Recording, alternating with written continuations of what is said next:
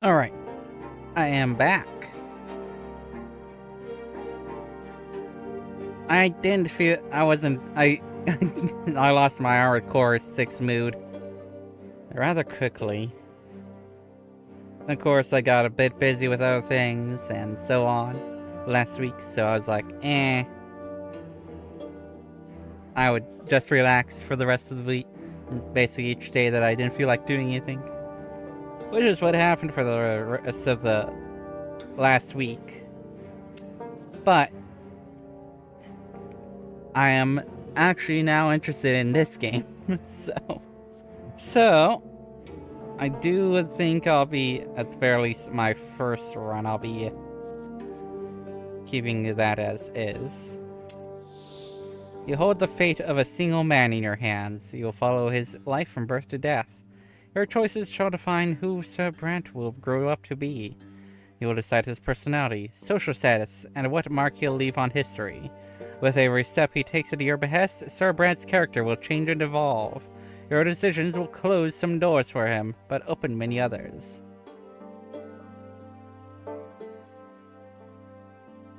It's gonna be a lot of reading. So I'm pretty certain that I'll be ending the stream earlier than usual. Give my throat a rest, you know? The world of Sir Brante's birth is a ruthless realm, where people are divided into estates. It is hard to be a hero here. Be ready to accept that Sir Brante cannot overcome every challenge in his path. Every hard choice will test his character and personal qualities. Often you will not be able to make the choice you would like to. It may happen because you chose a different road earlier, exhausted your hero's willpower, or haven't earned the right position in society. Every victory will be a struggle, a path paved with bitter losses and gut-wrenching failures. Accept the tragedy that this is how you will create a gripping and unique tale for your hero. What will become of your Sir Brante, his loved ones, and his world? It all depends on you. The story of my life remains written on these pages. But my fate has always been my own. Every deed, every choice, every person I met made me what I am. Could I have taken a different path? Could I have found a different calling? Altered the very course of history? And what price would I have to pay? Now, I do know there's another entry in this series, so I'll probably get that at some point. At the end of time, your fingers are stained with ink, your breathing grows ragged, your hands are shaking, yet the words begin appearing on the page before you, one by one, clinging together to form a chronicle of your own life. Who are you, and how did you reach this end? You're born, raised, and lived your entire life in the blessed Arcanian Empire. In this land, a man's destiny is predetermined at the moment of his birth, whether human or Arcanian. Nobleman, priest, or low-born commoner all bend to the divine will of the twin gods. And each life is naught but a single cog in the universe's immeasurable machine. The memories can't come flooding back, they engulf you as a merciless wave, binding together days that are thrice dead and gone. The dreams of your childhood, your adolescence, your youth spent in the capital. Years of peace teeming with life and of war drenched in blood. High ranks and loaded deeds, opulent palaces, secretive city backstreets, fields of battle, and faces. So many faces of people you held dear, the people who walked this road by your side. Such was your life, now all exposed by ink erupting onto the page. With your every step, you sought to change the world as you saw fit. The choices of your upbringing, the path you carved in your youth, the fruits of your struggle, the consequences of your sacrifice. All of it led you here, to the end of your time, and every choice had a price. Now, years and years later, the crossroads of your life echo in your memory. The pain and joy inextricably intermingled. Could you have taken a different path, chosen a different calling, found a different place in the world? You had the power to alter the very course of history. Now, on the verge of death, you struggle with doubt, seeking answers to the last and most crucial question of all. Your life. Of all the paths in life, Why did you walk this one? Did you choose your own fate, or was your life shaped by forces beyond your control? What determines a man's destiny? In my opinion, a combination of these three. I don't believe there's no destiny. I mean, if I was still an atheist or agnostic, I would maybe believe this a little bit alongside these two. But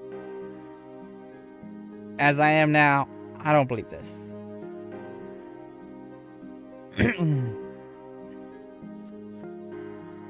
But honestly, in my opinion, it's mainly between these two. And really, the man himself. You can hear death's footsteps drawing near. You square your shoulders and take a deep, full breath. You have found your final answer. What is destiny other than a long chain of your own actions and decisions?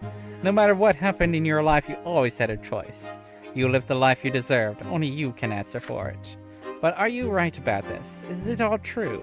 To learn the truth, you will have to return to the very beginning, remembering every step you took along the way. On these pages, the story of a man named John Brante will live once more.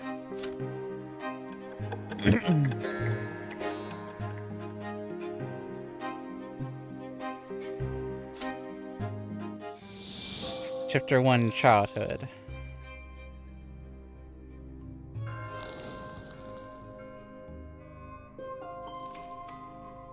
Childhood, where life begins. First words, first unsteady steps.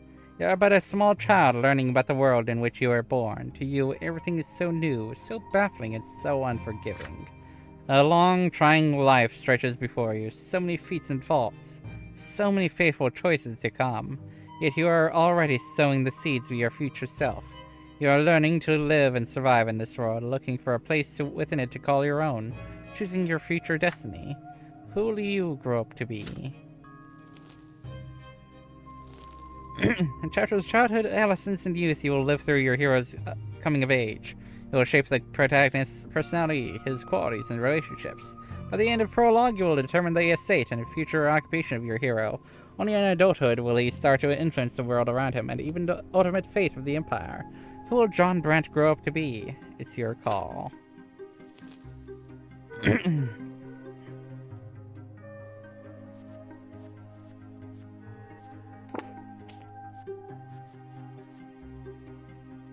Personality. Estate lowborn, occupation growing up.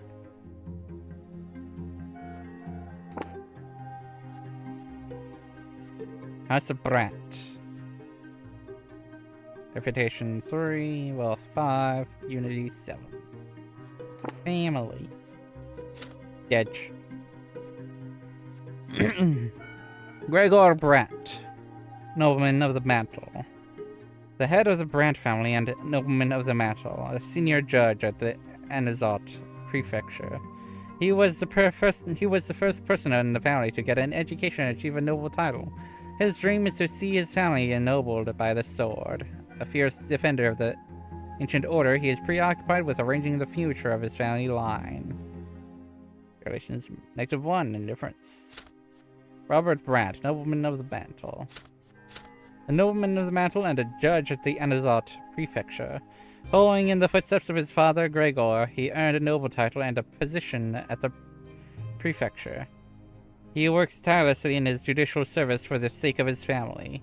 He took your lord mother Lydia as his second wife, thereby jeopardizing the family's noble future. Lydia Brante, a humble commoner from the outskirts of Anazot. Neither her lowly origins nor the fact that your grandfather directly forbade the marriage stopped your father from taking her into his home. She now manages the household and raises Robert's children. Your mother is devoted to her faith and insists that her children observe their lots. Stephen Brante, nobleman of the Mantle. Relations +1, indifference. Robert Brante's son from his first marriage, a noble by birth. From a young age, he has been striving to be first in all things and demonstrate his superiority to the family. Amalia Elborn, nobleman of the sword. Stephen's birth mother. She died while giving birth to him. She was a noblewoman of the sword, and the sister of Augustin L. Bourne, a powerful family friend. The match between her and your father was your grandfather's doing. Amalia is said to have been a striking woman with a forceful personality who was proud of her noble origins. Gloria Lowborn, the illegitimate daughter of your mother Lydia. She has never met her real father. Her position in the family is precarious. Robert Brante has never acknowledged her as his own daughter. Your sister is a dreamer. She often has her head in the clouds and can act recklessly at times.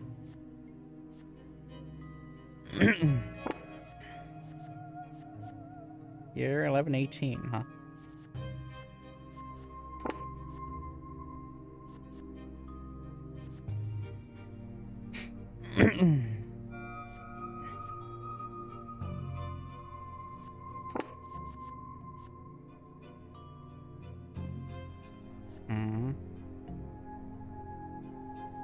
So 3 things will unlock in adolescence.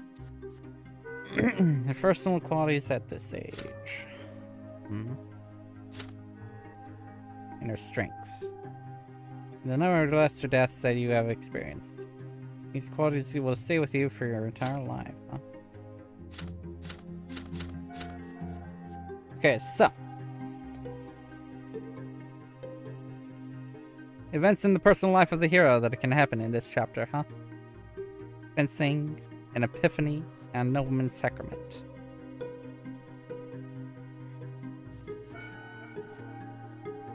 Can I do all 3? No, all 4, but I don't want to do that one. Can I do all 3? Or is that a crossroads? Is that a choice? I'm not sure. The sections that open in this chapter. Begin chapter.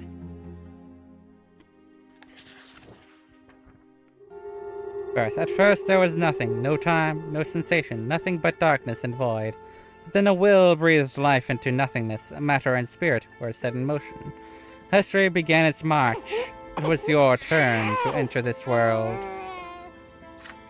Your first memory, you are lying on your back, blinded by a bright white light. You are not alone. Above you tower the colossal figures of those who created you.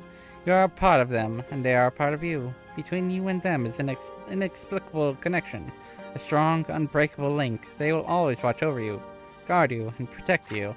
It hurts to breathe. You let out the pain in the form of a desperate scream.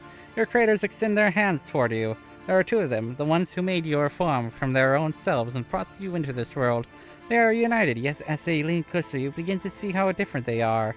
You can already feel their differences within you, struggling against each other. The first figure is soft and emphatic, wise and merciful.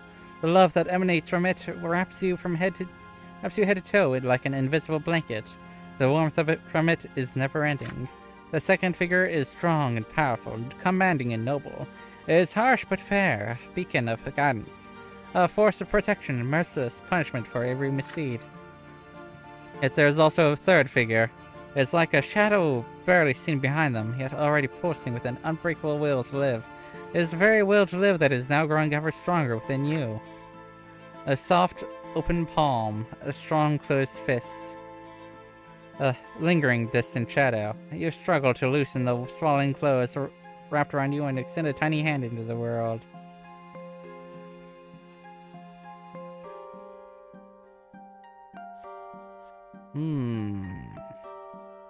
Smile at the shadow. Your first smile appears on your face, awkward yet genuine. Your mother and father exchange looks and start talking. You know no words yet, but all you hear is a sequence of booming sounds. But the stranger behind them has no need for words. The stranger's look is all it takes for you to feel the will to live and act that now burns within you. The shadow brings a finger to its lips, as if to say, there, baby, don't cry. This is our secret now. And then the shadow melts into a light, full of power. Yeah! Ah!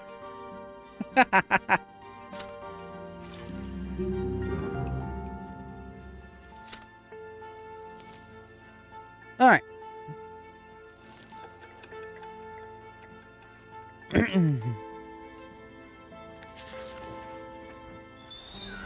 As the days go by, you'll learn to tell your parents apart.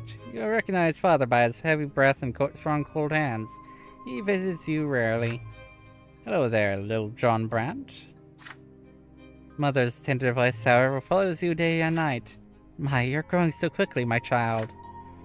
There are 2 more children in the family named Stephen and Gloria. Gloria sings songs to you. She often dresses you in tight clothing and gently holds your hands as you learn to take your first steps. Stephen likes to sweep you up and pinch you and toss you into the air. Ah. Oh, look, this is your brother and sister. Yeah, you're my little brother. We're gonna play together, but I'll always be in charge because you were born a commoner. Be quiet, you. He doesn't understand yet. Come on, baby John. Let's go play in the yard. It is hot outside. You grip your brother's hand with one hand and your sister's with another as they help you walk down the giant stone stairs. Then you sit on the ground and start exploring the sparse blades grass with your fingers. It tickles. In the sky far above and away from you is a gigantic pillar, a perfectly straight stick made of light. It is so bright it hurts to look at it. Why are you staring at the shining pillar? It's not going anywhere, you know. Hey, I want to play hide and seek. He's just a little baby, and how's he gonna play? You hide him, and I'll try to find you, both of you. I have no idea what they are talking about, but you support them with happy cooing. It's strange, but it's so exciting. Stephen and Gloria glance at each other. Then your brother walks to a big tree, closes his eyes, and starts shouting something. Gloria takes your hand and walks you through the yard. Your sister takes you behind some thick bushes by a tall wall. The light from that light stick on the horizon barely reaches here. You can't see home from this place. The ground is crawling with tiny black bugs. Gloria sits you down on the ground and puts a finger to her mouth for some reason, and then she's gone. You can no longer hear Stephen's voice. Gloria is nowhere to be seen. You feel colder. The bugs are no fun to play with. You've been sitting here for a long time, completely alone. Nobody checks on you. Did they forget about you? Did they abandon you? Willpower. Willpower! No, not this time.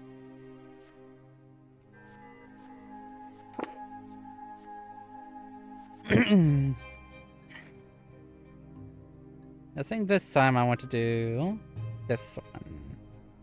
Go for that one. Which would be determination, yeah? Yeah. Find your way home. You get up on your feet, swing a little bit. Carefully you take a first step, then lose your balance and plop down on the ground again, but you are determined. Get up again and keep walking in the direction Gloria went. You walk out of the bushes and further toward the wall of the house. Then the most tender and gentle hands in the whole world embrace you and pick you up. Mother has found you. There you are. You lean on Mother's chest and hold on to her with your arms. You want her to know that you came here all by yourself, without any help. She pats you on the head. Your brother and sister stand behind her, clearly feeling guilty. Gloria's in tears. Stephen is staring at his feet. You hug Mother tightly. She's here now. Yes. Yes, determination. Another memory. You're still a little child, but you can already talk and run around on your own. Today is out of the ordinary. Father is busy around the house, giving orders to the servants. Throughout the day, the kitchen has been abuzz with work, and there are solemn, gloomy preparations and candles being lit. Even your older brother, Stephen, is quiet today. Mother takes your hand and brings you to your sister, Gloria. My son, today is a great descent. We honor the day when the twin gods descended to us. We must spend the day in reverence to the gods. You're too young to understand, so just do everything your sister says for now. Gloria takes you to the playroom. There are no toys there, no chairs. Even the carpet has been taken away. There's nothing there but a bare wooden floor.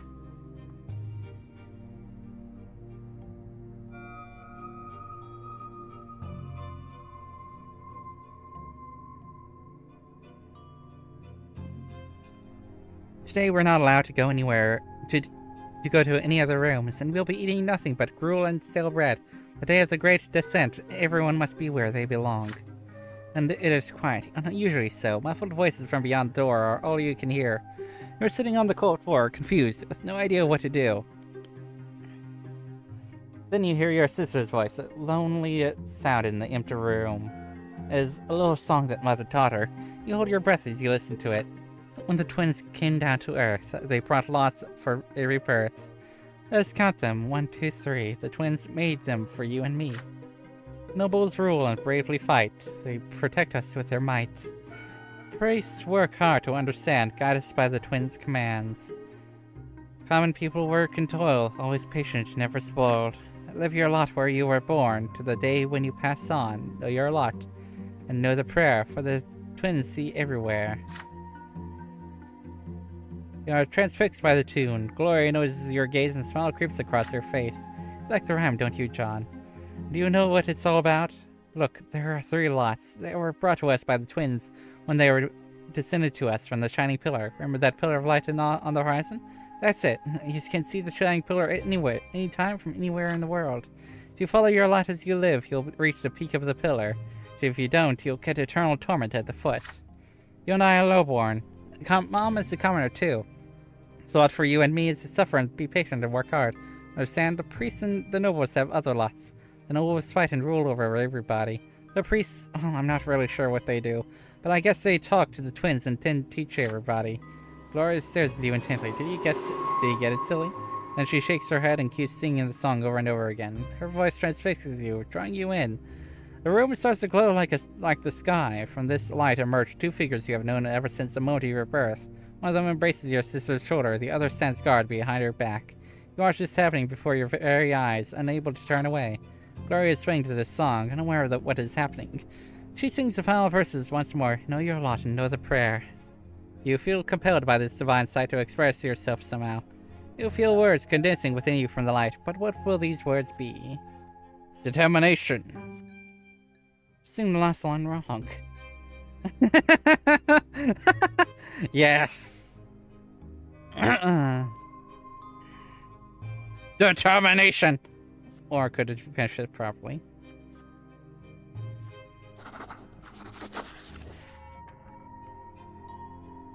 Good lot and know the prayer. The lots are lies told everywhere. You shout these words, but you have no idea how they came to you. The shining pair standing behind her back turned to look at you. You can feel their gaze piercing you from top to bottom. When the moment passes, they melt into the dim light coming from the window. Now Gloria is staring at you. You see disappointment in her eyes. Oof. John, that is not the way the song ends. Why did you ruin it? You shrug, quite pleased with your cleverness. Yes! Yes! Determination. You're starting to understand more and more of what the adults say. Your family is an unusual one. Your father is a nobleman, but not by birth. His is a title earned through great service, but your mother is a low-born woman, a commoner. Because of this, you are born a commoner, but father says you may yet come onto nobility.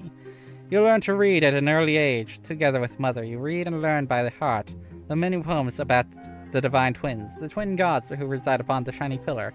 Mother calls these poems prayers.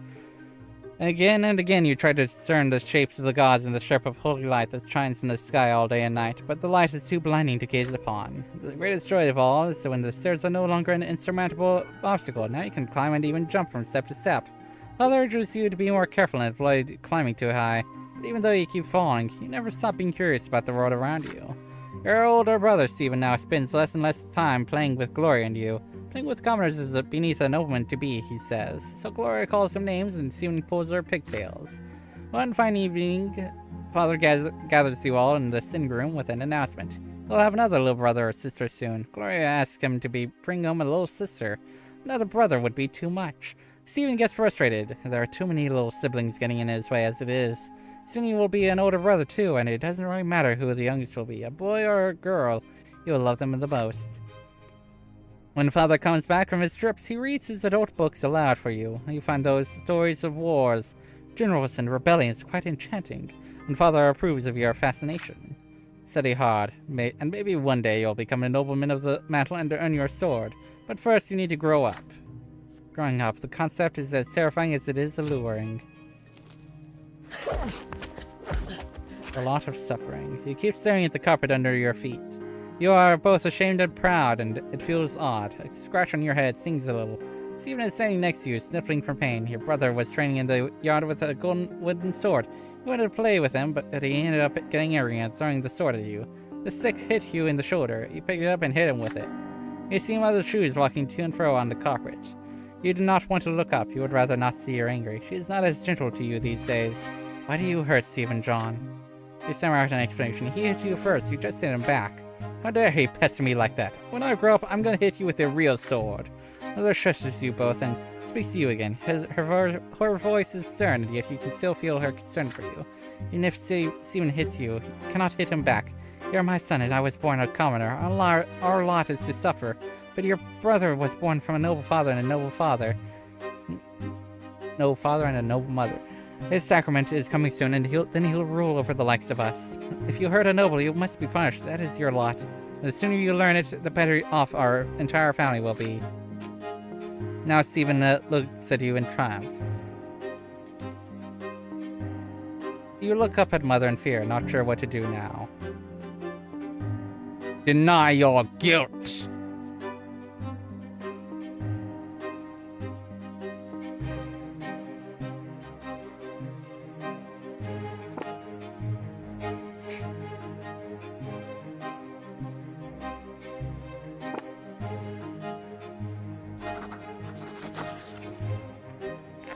You break out of Mother's arms and start screaming. You're innocent, you cry, and if he hits you, you'll hit him back. All fear and shame are gone. You stand up straight and stare defiantly into Mother's eyes. Her expression grows bitter. She catches you by the collar of your shirt and drags you down the stairs. I'm doing this for your own good. Do not defy me, John. You're born a commoner, my son. Power and will is not your lot. This is Stephen's lot. He'll become a noble soon. Life for you and me is humility and suffering. You have to accept it. You're flogged in front of your entire family. The pain burns in your skin again and again. You clench your teeth and hold back the tears. This is the only way you can prove that you are your brother's equal. It is the only way you can prove that one day you will have the right to rule and fight. Mother mostly stays in her chambers now. With each passing day, she grows heavier, and her features get rounder. It gets difficult for her to walk. She still smiles all the time. One day she takes your hands and puts them on her big belly, and you feel a movement deep inside her. You'll have another brother or sister soon. Gloria takes you on walks in the yard now. You explore the yard together under the evening light of the pillar. She sings you songs and tells you amazing stories. Hey, John, do you want to hear a rhyme? I wrote it myself. There's even a bit about you. But don't tell anyone, okay? Writing poems and songs is only for nobles. If Mommy hears about it, I'll get flogged. Remember how you got flogged for hitting Stephen? Our judge is my second father. In the past I had another.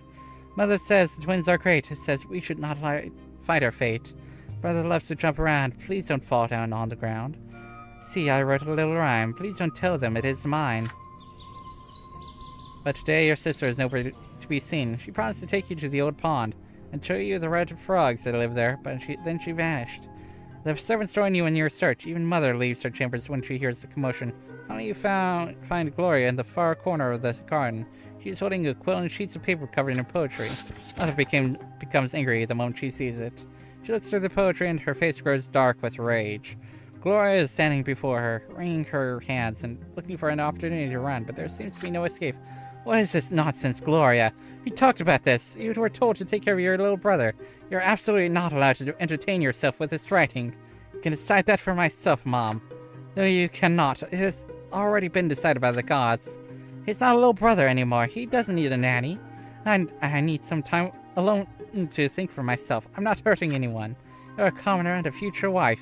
It's time you learned how to properly care for children. And your disgraceful former father kept me in his house. You could have been born a noble. But that is not our fate, and you are absolutely forbidden from ever spoiling paper and wasting ink again.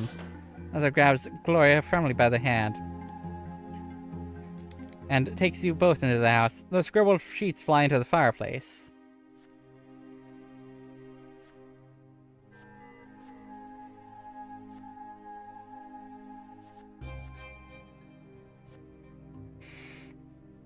Gloria sobs violently. You are a bystander to this scene, unsure of how to act. Complained by your sister. What the fuck? I mean, this would get me to the required amount of determination, at least. Complain about your sister.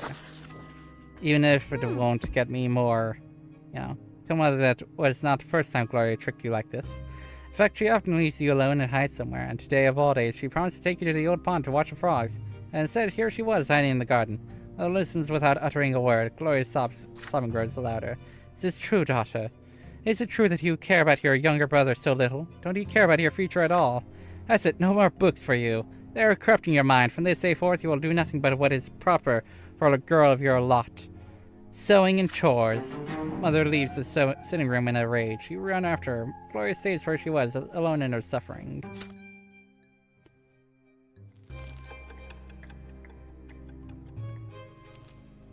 I'll see what the next one was. So, Mother is in her armchair, knitting woolen jackets, pants, and socks for the little one.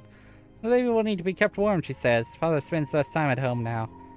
Mother says he's very busy with his important job. He's a judge, after all. One day you'll decide to ask Mother about Stephen and Gloria. How come they're brother and sister to you, but not siblings to each other? Well, my dear, I didn't give birth to Stephen, you see. He's the son of another mother, and Gloria is the daughter of another father. Come now, don't knit your brow like that. You'll understand when you're older. How's that even possible? You're all family, are you not? Several days later, Mother calls Stephen and Gloria to the sitting room. You sneak in after them. First, Mother gets angry and asks you to leave, but then she relents. You're told to sit still, be quiet, and remember every word you hear. You enter the temple, bow to the twins. First to the elder on the right, then to the younger on the left. Stephen, you're a nobleman to be, so walk along the side paved with marble, where the benches are. Gloria, you walk along the sharp side. When you're there, you must get down on your knees, each on your own side. Stephen, kiss the sword. Gloria, my daughter, they will strike you with a lash. Don't be afraid of it. Resign yourself to the suffering it brings. It is the blessing of your lot. Gloria doesn't like the idea of the lash. There's a tense feeling in your chest as well. You're told to remember this. Will the lash strike you too one day? On the next day, they take your brother and sister to the temple. You run towards them when they finally come back. The back of Gloria's dress is soaked with blood. She's hunched a bit, sobbing quietly. Stephen is putting on airs, acting prouder than ever. Nothing else looks different about them. It's like all is the same, and yet everything has changed. Each of them has accepted their lot.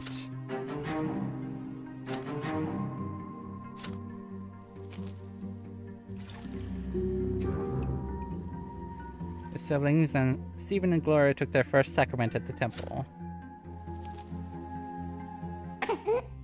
You eye the little bundle in your father's arms with curiosity. Beyond the many layers of swaddling clothes is your newborn baby brother. His mother is glowing and smiling with joy. Stephen and Gloria are also here, all excited. You have promised yourself you are going to be the best big brother in the world. You'll never hit him. Oh no. The two of you will play together and tease Stephen together and help Mother together. Go on so many adventures together. It will feel so strange to be an older brother. Just the other day, you were the youngest in the family, but everything is different now. Your parents name your little brother Nathan, and Mother spends day and night by his side, and Nathan cries all the time, day and night. Mother barely gets any sleep. She is so worn out, she starts forgetting things. Like today, for instance, she forgot her knitting in the armchair in the sitting room. You'd better bring it to her as soon as possible. Go into Mother's bedroom. You miss her smile so much. You walk in without saying hello and give her the knitting, but instead of gratitude, you get an ice-cold, exhausted stare. Nathan is also there, screaming all the time. Go away, John, you're bothering me. She spits these words out with her teeth. You look at the bawling newborn. She can't even get a minute of respite. Enough already. When are you going to stop? Just want some peace and quiet. Mother leaps across the room and starts shaking Nathan with malice in her eyes. His cries get even louder. She looks so tired from his never-ending screams. She seems to be within an inch of smashing him against the wall. Somebody has to do something. You are scared of your mother right now, but you fear for Nathan's life much more.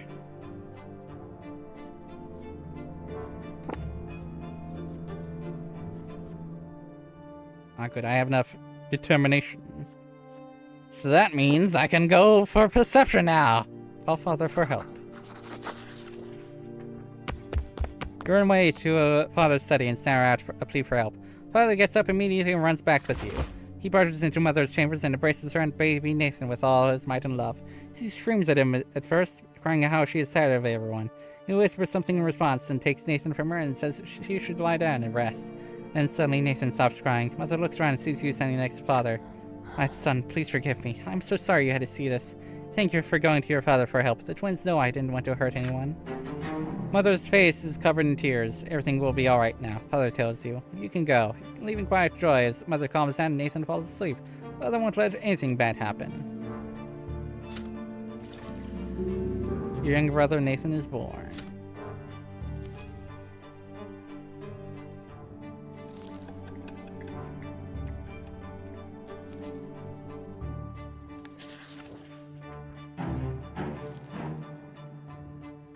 Oh yeah! Father's sword. This event is a consequence of your previous actions. Yes. Conditions met. When Father is not working long hours, you often see him spending long stretches of time in the backyard, practicing his fencing. You are allowed to watch, but that is it. You are forbidden from touching the sword, let alone actually learning how to fight with it. It is a new day today, and Father has been busy in his study since early morning. Mother took Gloria and Nathan to the shops. Your studies are done for today. The house is empty. You spot Father's sword hanging by the yard door. You must have left it there by accident after a training session. You deliberate at first and grab the sword with resolve and run outside. Last, you have a chance to see it up close. A small sword used for dueling, heavy and devoid of any ornamentation. You recall that it was made specifically for him. The weapon is difficult to handle. Its heft makes the palm of your hand shake.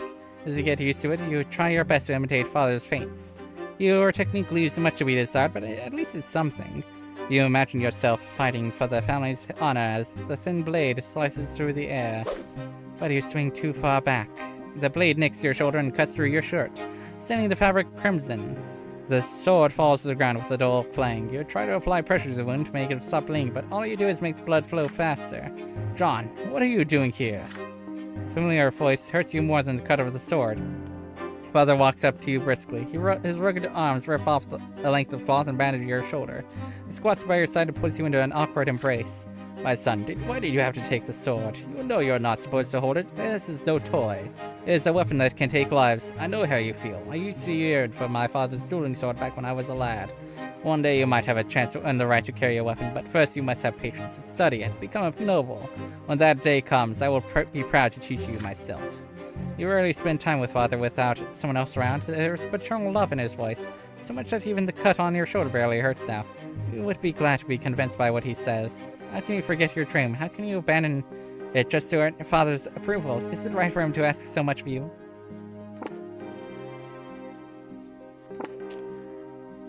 Ask Father to teach you the basics.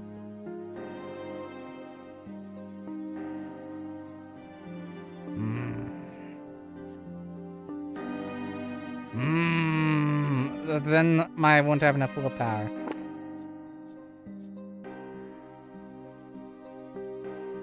Wait, I will have enough willpower though, won't I?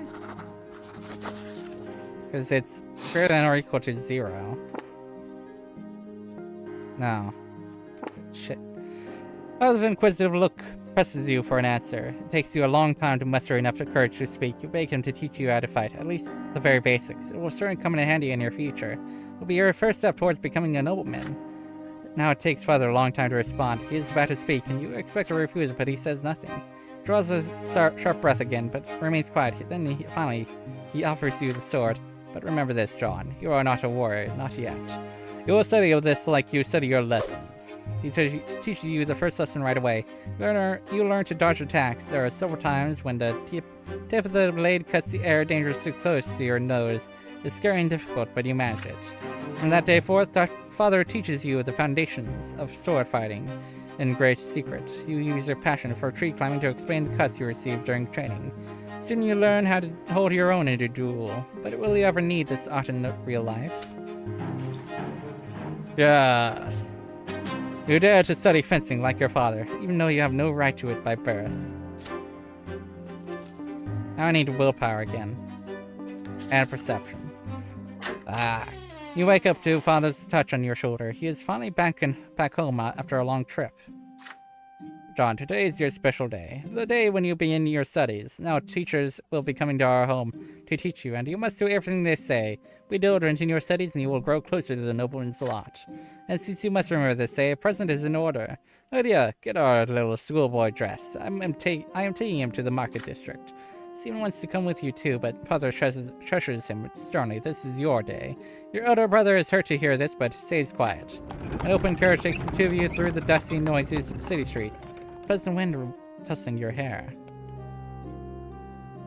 Your city is called Anazot, that you already know. It is one of the largest cities in the entire empire. There's a big shadow on the street.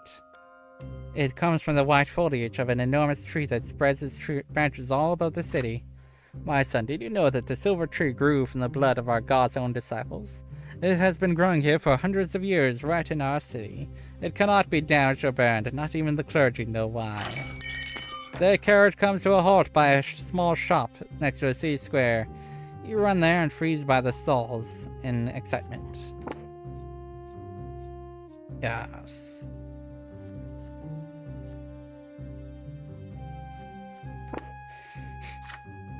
No.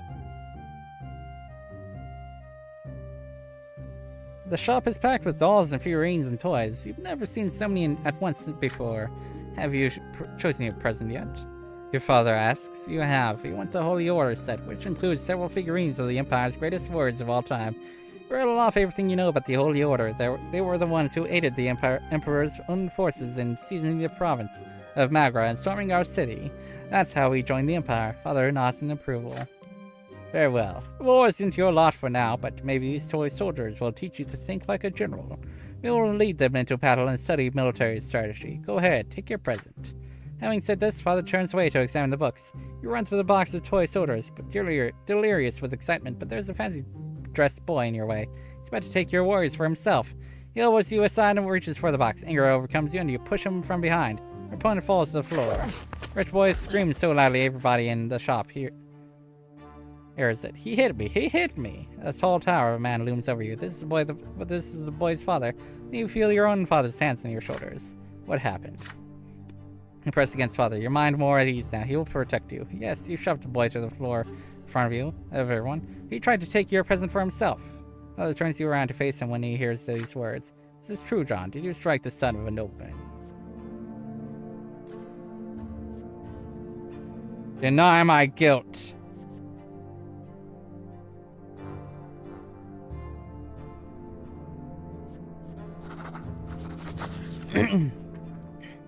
You hide behind father and deny all wrongdoing. The boy was too clumsy.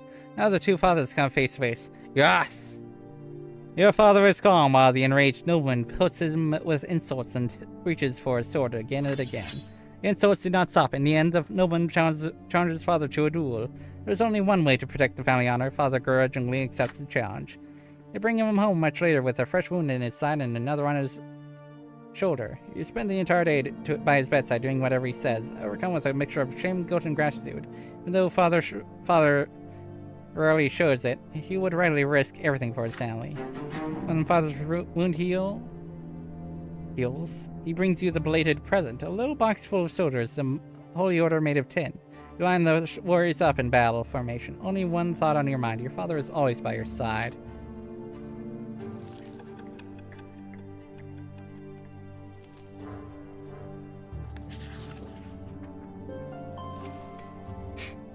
Today, Father ordered the dinner table to be brought out into the yard. For the first time in months, he's home, and outside of the confines of his always locked study, he spent the entire day playing with Nathan and Gu, discussing various matters with Stephen, now an adolescent, and walking in the garden, and now at dinner under the open sky. Your entire family gathers together, with Father at the head of the table, smiling. He asks each of you about your studies. Nathan climbs up on his knee and recites a note counting rhyme in a funny sing-song voice. Stephen mentions that his fencing teacher praised his accomplishments. He rises from the table together with Father to show his skill in a practice duel. Next comes Gloria's turn. She stands on her chair and recites a lengthy prayer by heart. Mother showers your sister with praise. Father chuckles quietly, hiding a smile on his mustache. When your turn comes, you recite all the ranks in the Legion, from common soldier to high commander. Stephen listens to you with a skeptical look on his face. Night slowly falls, but the servants ensure that the yard is well illuminated. You don't feel cold in the dusk tonight. It feels good, yet so important. All of you are finally together, sitting at the same table. No fighting, just smiles. No arguing, just pleasant small talk. Then the servant approaches father with a letter in his hand. He reads it in the dim light, and each line gradually washes the smile off father's face, till only a stone-cold mask remains.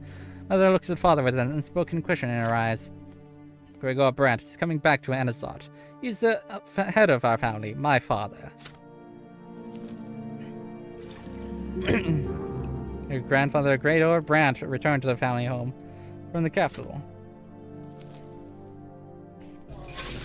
Ever since the news of grandfather's impending arrival, there has not been a single day when the house has not been cleaned or decorated.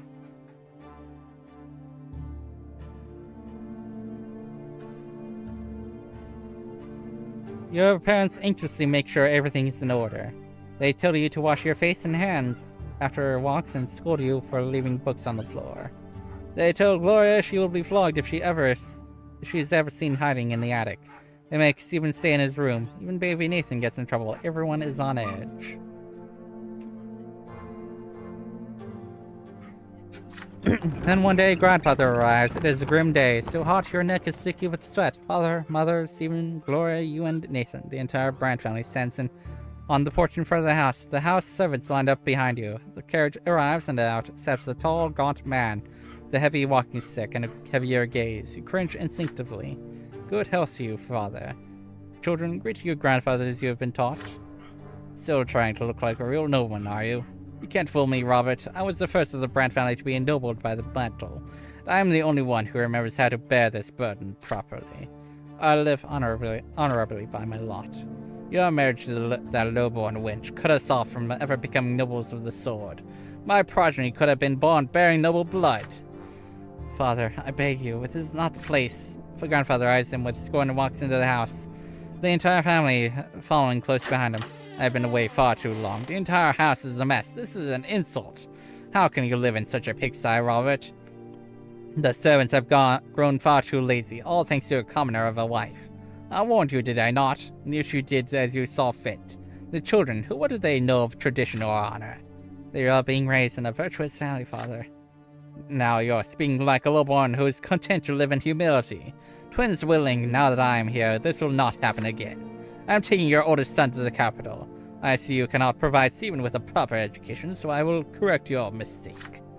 Your brother's fate has been decided just like that. Father does not object. He orders the servants to prepare Stephen for the journey. Stephen freezes in place, glancing at grandfather and father again and again. The latter puts a hand on his shoulder reassuringly. Grandfather's lips are tight-lined, white with contempt. The house is examined, room after room. Everything grandfather sees is showered with scorn. He scoffs at a crease on blanket in Nathan's crib in mother's bedroom. He mocks Gloria's knitting in her room. The door to your room is next. What is this, Robert? 10 soldiers in your younger son's room? He was born a commoner. I won't have him daydreaming of battle. Grandfather seizes the box containing the 10 warriors of the Holy Order. Father stays silent. The anger and fear boil within you. This is your big present from the first day of your studies. It means so much to you. But what if he's right? What if you need to prove your right to command the toy soldiers first? Grandfather shakes his head in disapproval and shoves the toy box into the roaring fireplace. Wait too long, they will melt in the flames.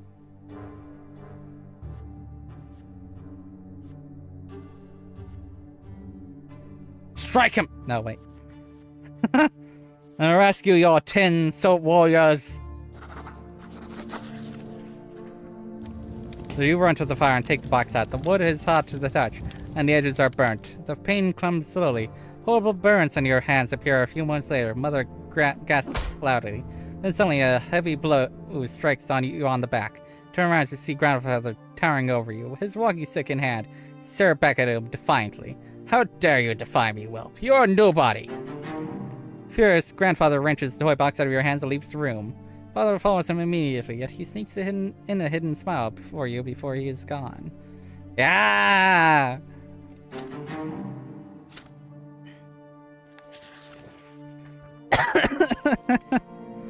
Soon grandfather leaves. Your older brother, Stephen, goes with him. From that day on, father's hired teachers to tend to you alone. They bore you with monotonous lectures on writing, counting on the way of life in the blessed Arcanian Empire. You often distract yourself from their instruction by playing with your younger brother Nathan. Your home grows quiet without your older brother. Too quiet. Weeks later, your family receives a letter from Stephen.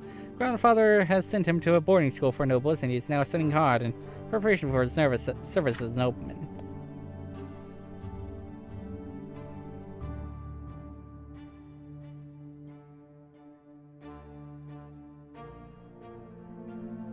Oh yeah, this is...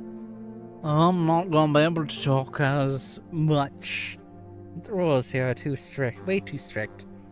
You can't even sneeze without the teacher's permission. I've been studying it with my peers. We're learning how to live as nobles in a noble society. We're also learning the art of swordplay. That's my favorite part. With Stephen now at the boarding school, Grandfather arrives once more, this time to live in your home. The only good thing is that he often has urgent business in Eterna, the capital of the Empire, and has to travel there. One day your mother asked Mother where he lived before, in Eterna, but now his place is here. Each time Grandfather returns, he gives the servants new orders. Your home is now always busy with repairs. The servants are redecorating Grandfather's chambers, including his library and sitting room. Sometimes Father tries to gently talk him out of this. Why subject the house to constant reconstruction? Grandfather's answer is always the same. This home is mine, and I will live here as befits a man of the nobility. Some days Grandfather stays home, and on those days you try your best to stay out of his sight. There's no way you can avoid family breakfast. The food is there. You cannot bring yourself to eat it. His eyes are red and swollen. She has been crying all night again. Grandfather sits at the head of the table, where nobody used to sit before. Robert, it is high time your younger sons underwent their sacraments. Sir Brante, please, let them live free of the lot for a while longer. They are but... Shut your mouth. Robert, that wife of yours is impertinent enough to interrupt me. If this ever happens again, she'll be eating her gruel with the servants in the kitchen where she belongs. It is time you considered a real marriage, Robert. One to a woman of the proper station. Gloria drops her fork. Grandfather shoots her a scathing look.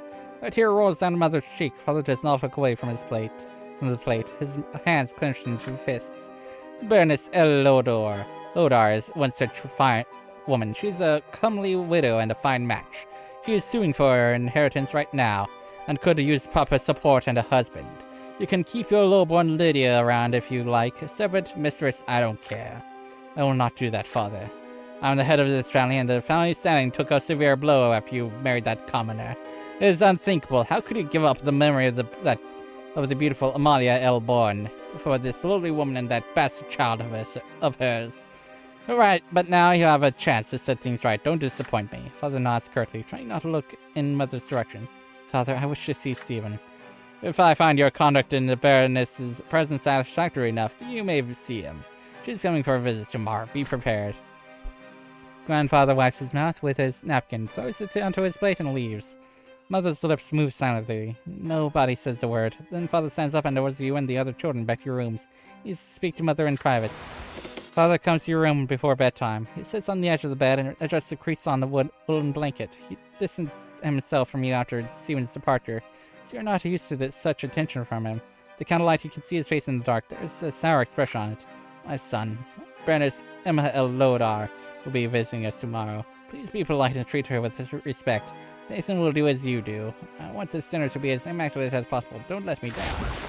The next day, Mother starts dressing you and Nathan for the coming dinner. You see red all around her eyes. She has been crying, and for a long time. It hurts just to look at her. Nathan starts whining quietly. You and Nathan are dressed in new doublets, your tousled hair brushed into shape. Gloria is told to stay in her room. Father appears wearing his best suit. Mother is in a humble brown dress, looking pale. Grandfather has an uncharacteristically contented look about him. You'll hear the sound of wheels and hooves against the cobbles in the yard. Then a pair of dainty heels come clacking. The antechamber is completely quiet and still, fearing Grandfather's observant eye. A door opens. You see your guest, a beautiful, dark-haired woman in a dress of elegant, deep blue. Father takes the hand of Lady L. Lodar and kisses it, showing her in compliments. Grandfather's face is beaming in her presence. No one even bothers to introduce Mother. Baroness, allow me to introduce you Robert's sons, John and Nathan Brante. Frankly, it's his eldest Stephen who deserves the most attention, but currently he is studying in Eterna with other young noblemen like himself. It is my hope that his younger sons will also make me proud one day. Grandfather eyes you with a probing look. How will you act in front of the Baroness? Will you accept her here next to your mother, your father's rightful wife?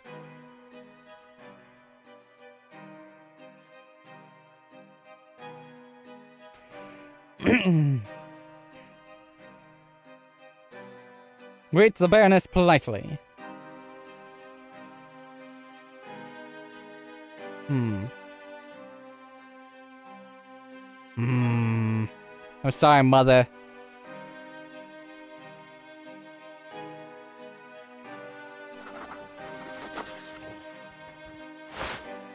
You follow Father's example and kiss the Baroness's fingers gently. Her laughter fills the antechamber, ringing like chimes. You gallantly offer to lead her to the sitting room.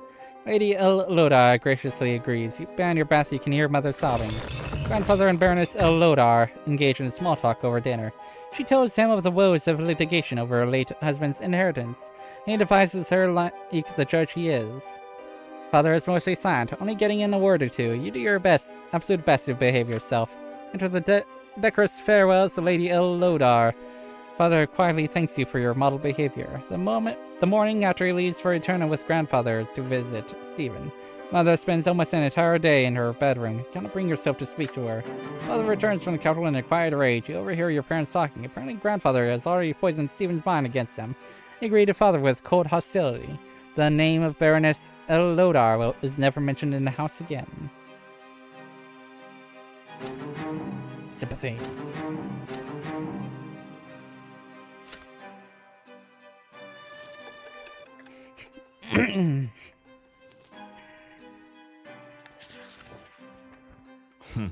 Father now checks on your studies often and nitpicks you for sitting or eating or speaking in an incorrect fashion. And once he becomes so annoyed, he says that he wishes Stephen had been the one to stay home instead of you. Never expected to hear these words from your father of all people. Grandfather's trip to the capital took longer than expected. I'll be right back.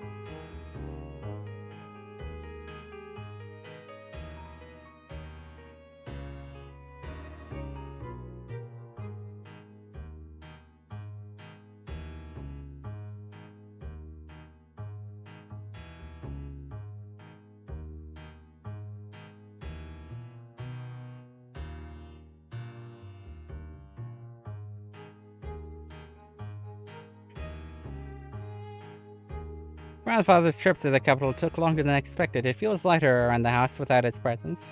You allow yourself a little change of scenery. Instead of your room, you now busy yourself with reading and calculations in the sitting room, across from the open door to the yard.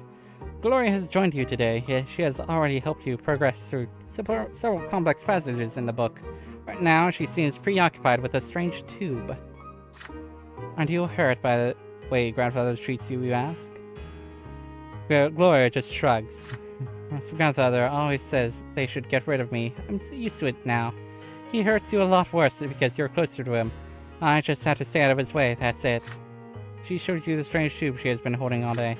Look, it's a kaleidoscope. I got it as a gift. Let's see inside. Excited by the idea, you'll close the book and peer into the tiny hole on one end of the tube. Your eye sees a multitude of intricate patterns. Each turn of the tube reveals a new web of interwoven colors. They mesmerize you. The kaleidoscope turns the fire burning in the fireplace into a cavalry made of flames. You're riding at the front of the fiery horseman, ready to face the enemy. Grandfather's face emerges from the intersecting lines, and you swing the kaleidoscope like a sword, cutting it in half. And you look at the blue sky through the window. The patterns are unending. Secretive and calm and peaceful, just like Father's smile before Grandfather's invasion. The deep blue gives way to a scattering of gold, radiating gentle warmth like Mother's arms. This fleeting beauty, too, soon gives way to a hypnotic new pattern. Again and again you see your family in these interconnecting figures as they come together and break apart. And in the middle of this golden glow you see Gloria's green eyes gazing at you observantly. Your sister left you long ago. The books are abandoned and time slips away unchecked, but you are still busy peering into the kaleidoscope. Order emerges from the chaos before your eyes again and again, but you cannot preserve it, no matter how you try. You are caught in an inner conflict. There is so much that can be done with this kaleidoscope.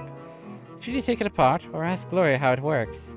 Or keep enjoying the patterns it shows you? But you still have lessons to do today.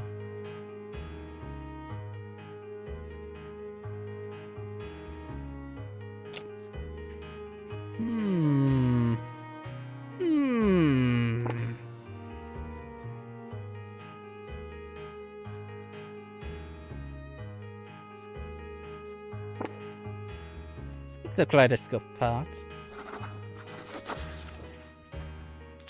You examine the kaleidoscope as curiosity overtakes you. There's something strange rumbling around inside it. It has to be a mystery of some kind. You're dying to figure it out, itching to understand how it works. You wrap away the wooden cylinder on the wide end of the kaleidoscope. Inside you see 3 elongated mirrors put together to form triangles of transparent glass. Shield falls out and onto your knees. A bunch of glittering tiny glass balls scatter on the table. There was nothing infinite inside it, you realize. It was just a clever trick. With a heavy heart, you go to his sister's room and confess to breaking the kaleidoscope. Gloria is sad, but not angry with you. She asks you to promise never to take her things apart again, you promise. Yeah.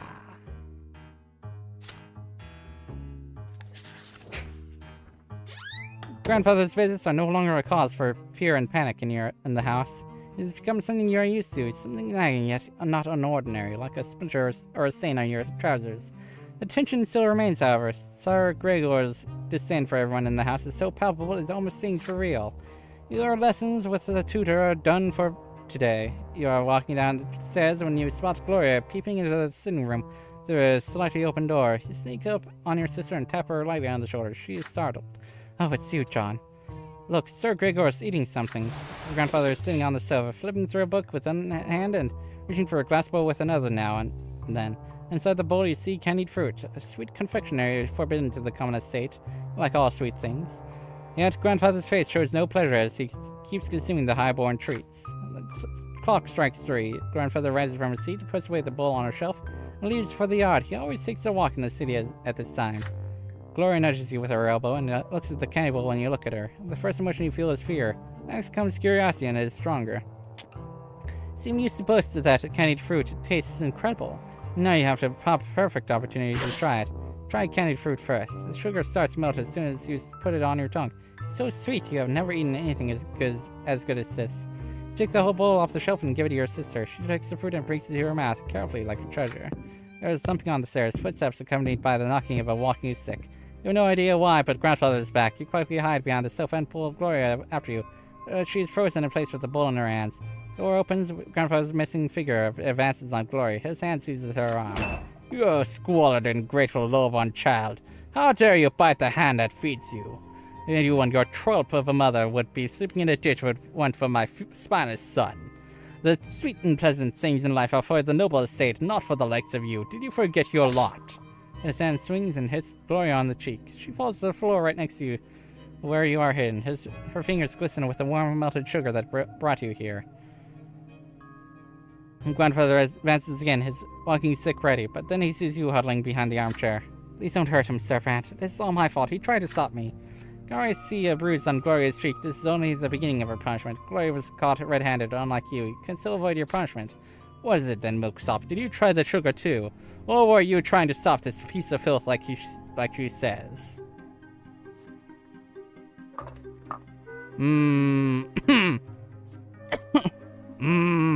Fuck.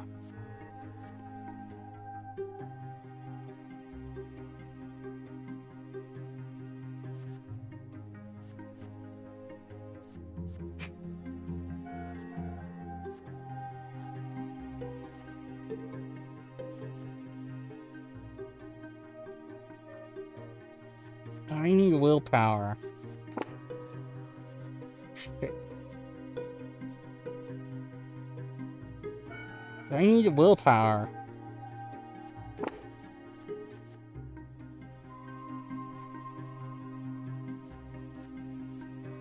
It's not so far now.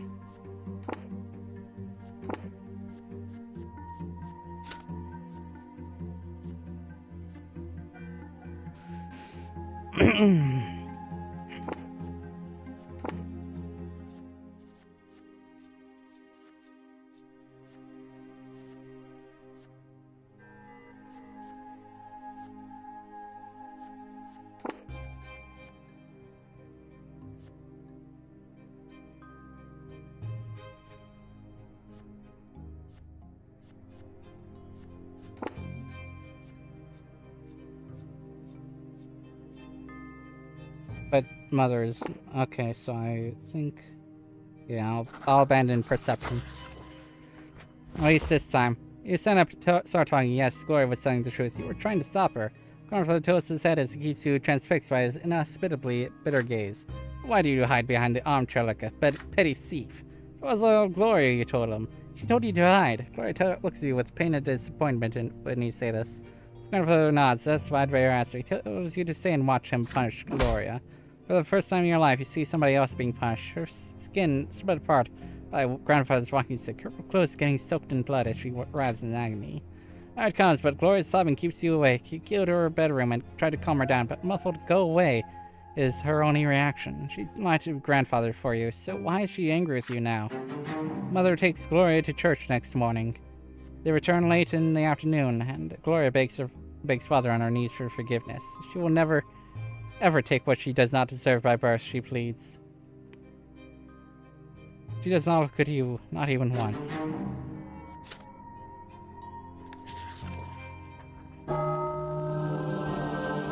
Father and Mother have been focused on Nathan and you since early morning. Instead of breakfast, you're told to say your prayers, wash your hands and faces, and get dressed in plain white shirts.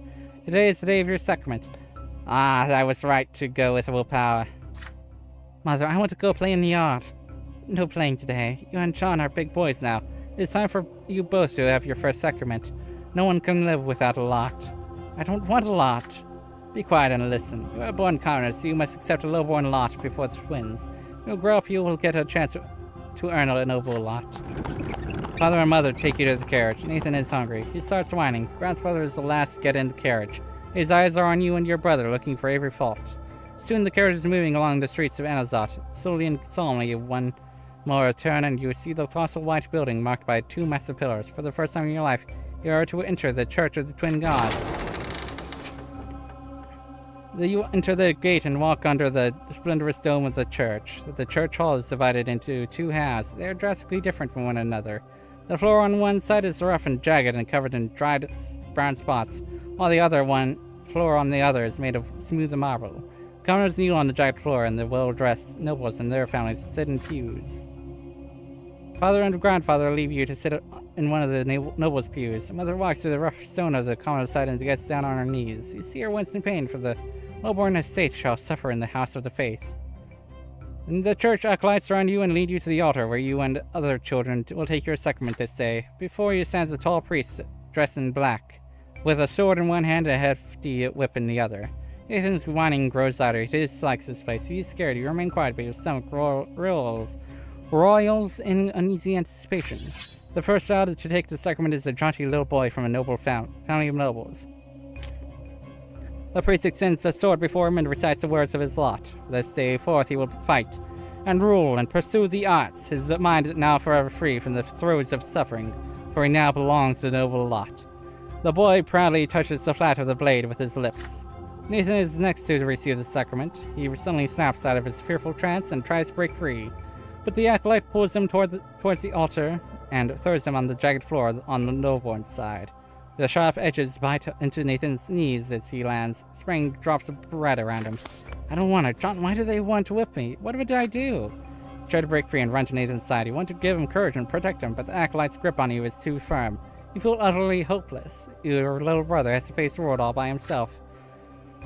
The priest starts reciting the words a lot as he swings the lash over Nathan's shoulders. From this day forth, Nathan, thou shalt endure and work and suffer. Thou shalt be ardent in thy labor and humble in obedience to thy rulers. And now cometh thy first true sufferings, which thou must accept with gratitude. The lash cracks. It strikes his right shoulder. It strikes his left shoulder. The blows are so powerful that Nathan falls to the floor. The priest tells him to rise. He has received his lot. Nathan gets on his feet and drags himself towards his mother. His knees torn and bloodied, his spirit broken. It is your turn. Your feet will not move. You can barely muster enough strength to walk to the altar. Get down now on your knees and feel the sharp stones below, and so sharp your clothing cannot protect you. Her skin begins to burn. The acolyte forces your head down, and you feel the lash being drawn above you, ready to strike. The priest's words are for you now. This is thy sacrament. Thou shalt work and endure and suffer. Thou art about to receive the first true suffering by the sacred lash. Dost thou accept thy lot?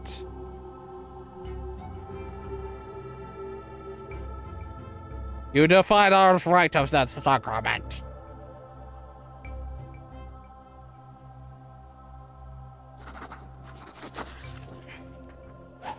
The whip slices through the air, about to strike, but your eyes are transfixed by the blade the priest holds in the other hand.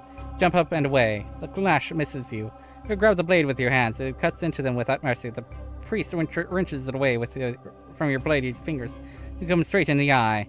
I am John of House Brante. The priest freezes in shock. You seize this moment to pull the sword closer and smooth, cold blade. Ah!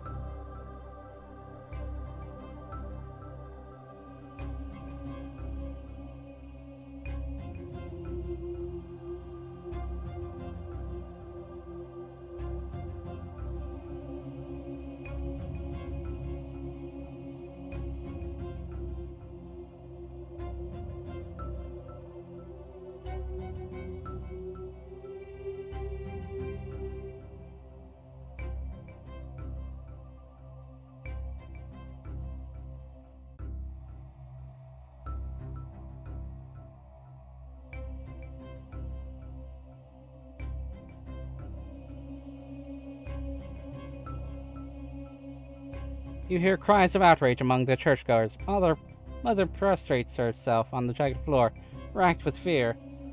Father remains still, baffled by what you have just done, but grandfather looks at you intently, as though truly seeing you for the first time. There is a semblance of respect in his gaze. You're forced back to the commoner's place at the altar. Acolyte seize you by the arms and legs, and keep your face bent closely to the bloody, jagged stones of the floor. The lash strikes your right shoulder, then your left shoulder. Then you are told to rise. You are a commoner. Mother takes your hand, leads you out of the church. Once you are outside, she scolds you for being insubordinate and bringing shame to your family. Nathan holds your hand as you walk. His tearful face, a mixture of confusion and awe as he looks into your eyes. But you do not feel as though you have made a mistake. You did what was right for you.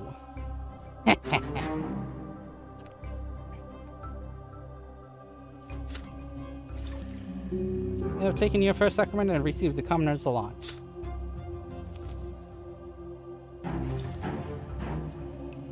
Yes.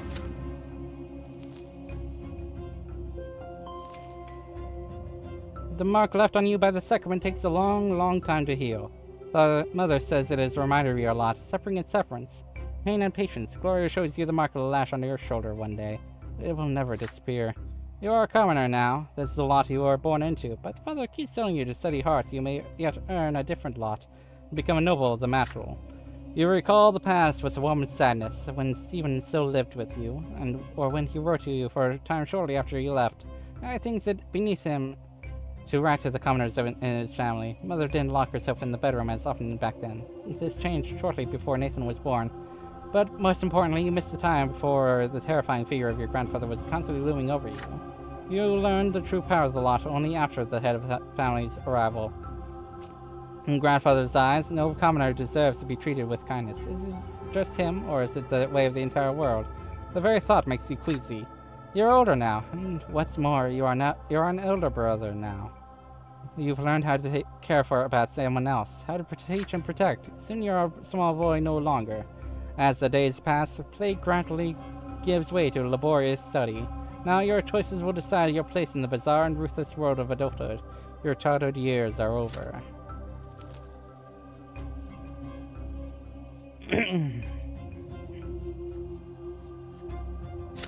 Yes. Yes. Adamant. Ah.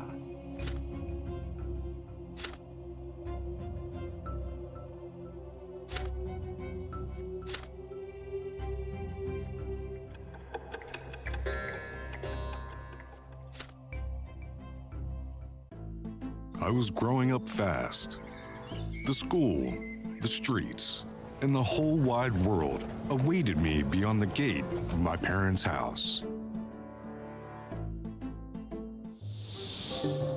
There we go.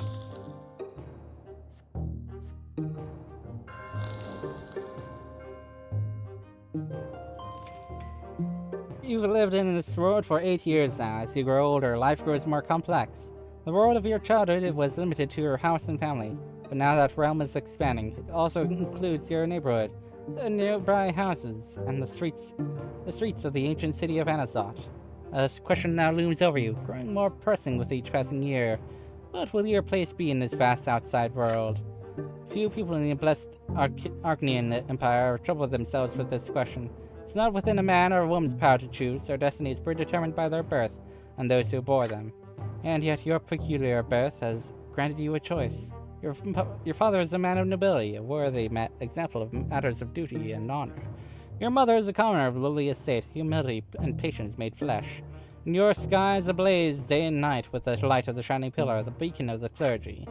Your back bears the mark of the lash. Will you accept the drudgery and suffering that is the lot of the lowborn for your entire life? Or will you follow in the footsteps of your father and your father's father, and fight for the right to serve the Empire as a noble of the natural? Perhaps you'll follow the twin gods' word and offer spiritual guidance to others. The answer lies out there in the vast, terrifying world. What awaits you beyond the walls of your home?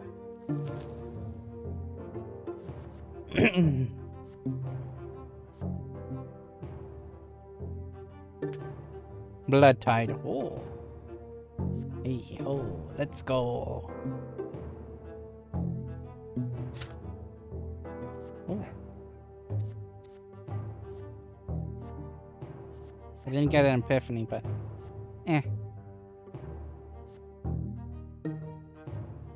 I assume the epiphany thing leads to the third route of clergy, which means perception. perception would have led to the clergy route, or whatever. I assume.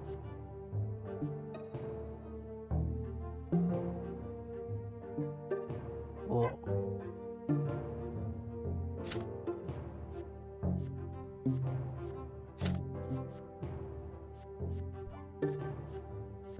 Okay.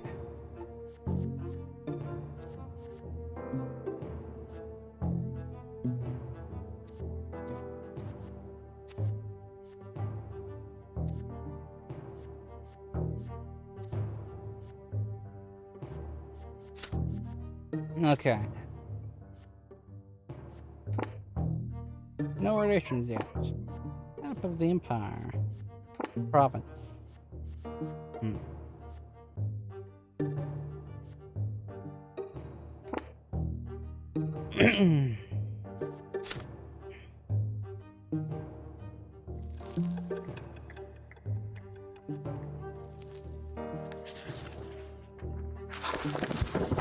The family expects more and more of you as you grow up.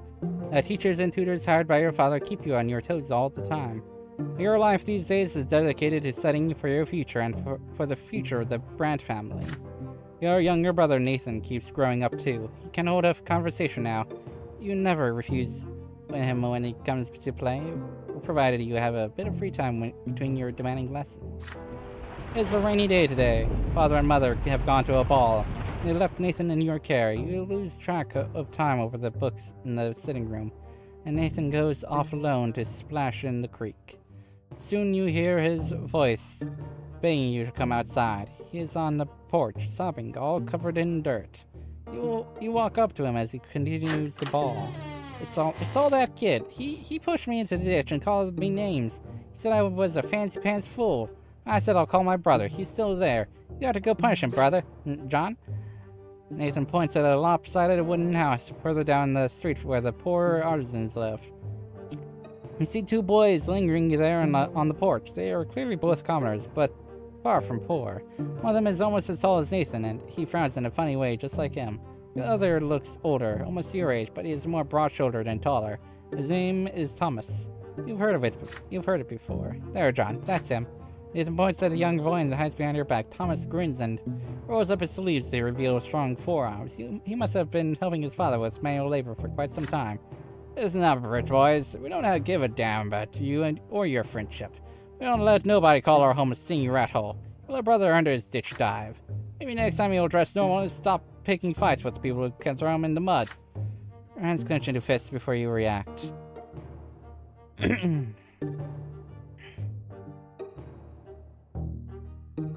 Nathan called them names first. No wonder they did the same. That's how it goes, but pushing your brother into a ditch is too much. Thomas stands tall and confident. He sees no threat in you. You're about to get ready for a fight when you feel a tug on your sleeve. You turn your head and see Nathan, the one who started the whole mess.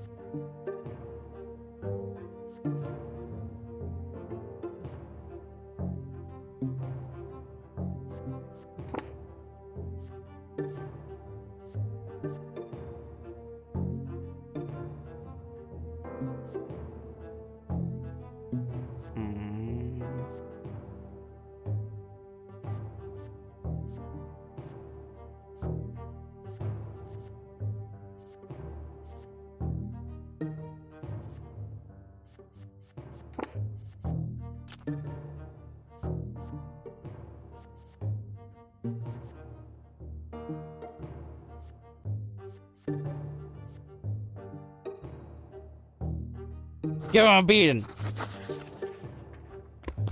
The bold-faced bully is taller and clearly strong, but nobody talks to you like that. You leap at Thomas and start tearing into him. He jumps backwards, surprised by your assault. It takes him a moment to compose himself, but now he's ready. His fists cover the face, and he attacks you with a quick jab. It's now your turn to take a step backwards. You start trading blows, huffing and puffing with rage. Younger brothers gawk and awe at the sight. Thomas does not resort to fancy moves, dirty tricks, or stupid taunts. He displays nothing but skill earned in many a street fight, and his heavy fists aim for your head. Keep dodging him and again and again, trying to reach him. Takes a couple of glancing blows, but easily shakes them off. What a bruiser. Start swinging your fists with greater and greater fury. Your heart is pounding like a hammer. You see nothing but the foe in front of you. How much longer will this take? You're worn out. Your breath grows ragged and your muscles grow heavy. But there's no way you can give up now. Nathan is watching you, desperate and out of options. Swing and punch Thomas square in the nose, then immediately left his fist smack you in the temple. The blow rings through your head like a bell and blinds you for a moment. The world swims before your eyes. You clutch onto your head to get your bearings. Thomas is standing in front of you, blood dripping from his nose. You no longer want to fight it out. It seems your opponent would rather end it too. You keep standing there, eyeing each other angrily. Then suddenly you hear an angry shout right next to you. An enraged man in a craftsman's apron is shaking his fist. Thomas's face contorts in terror right away. It's my father. Run! The punishment for fighting is flogging, and the mere prospect of that makes you run like the wind. Thomas runs in front of you. You dash across the rotten wooden planks of the back alley, up and over a lopsided fence. Across the giant puddle in one leap, and then forward into the tall grass. You hide there and stay quiet. You hear no sounds of pursuit. You exchange glances with Thomas and start laughing. The laughter is loud and infectious. But soon he cuts it short and grows sadder. I'll get flogged anyways. My dad's always quick to give me a beating, and then he'll start nagging me about the lots and prayers for days like he always does. Why do I always get myself mixed up in this stuff? Fighting's the only way to prove you're worth anything, right? The adults didn't see you fighting, you tell him, so all you had to do now is convince them you weren't. Nosebleeds happen, right? Mother gets nosebleeds all the time. Well, we could try it. Let's hope our little brothers don't tell on us. Oh, talk to mine. There's a scratch on your head. Don't let them see it. Good thing I didn't hit you in the face. There, good as new. You assure him that Nathan will never tell. In return, you will make sure he behaves himself so he won't get tossed into a ditch again. With that, you shake hands with Thomas. His handshake is as strong as you would expect based on his fists. You make your way out of the tall grass and you leave before Thomas's father goes to your house and complains about you breaking your lock. You come to a realization on the way back. You had no idea the place where you were hiding even existed. It wasn't too far from home. Thomas smiles in excitement when he hears this. Oh, I know lots of places like that. I'll tell you what. If we get out of this mess today, I'll show you the way to the old wall. It's a perfect place to build forts. I dragged a bunch of wooden planks there. Too bad it's no fun to build all alone. My brother never helps. He just gets in the way. You emerge from the muddy back alleys, united by a secret only the two of you know. It seems you've made a friend today. Ah! Friend.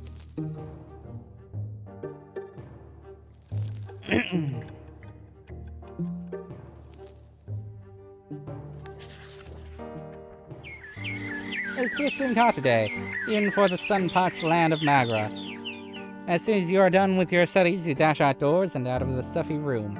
You and Thomas roll up your shirt sleeves, but it barely helps.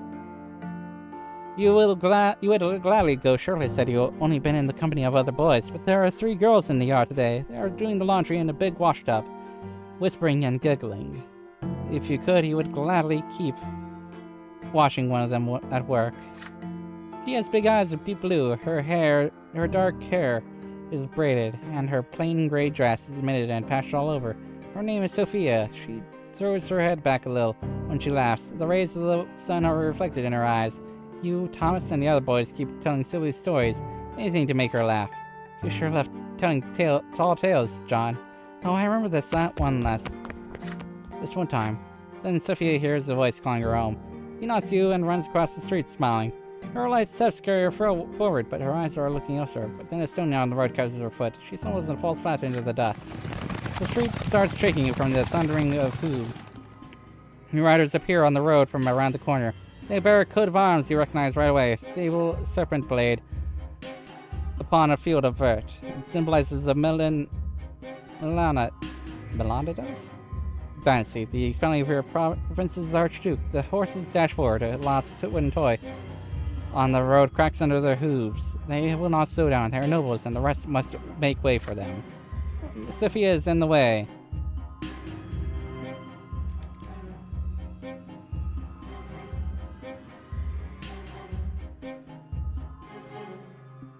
Just now, starting to get back on her feet. Her mother is crying for her desperately from behind the defense door. Freeze in terror. The riders surely see the girl. Are they going to stop? Or are they going to trample her? In only a few moments, the beautiful girl will be toppled, trampled, and crushed.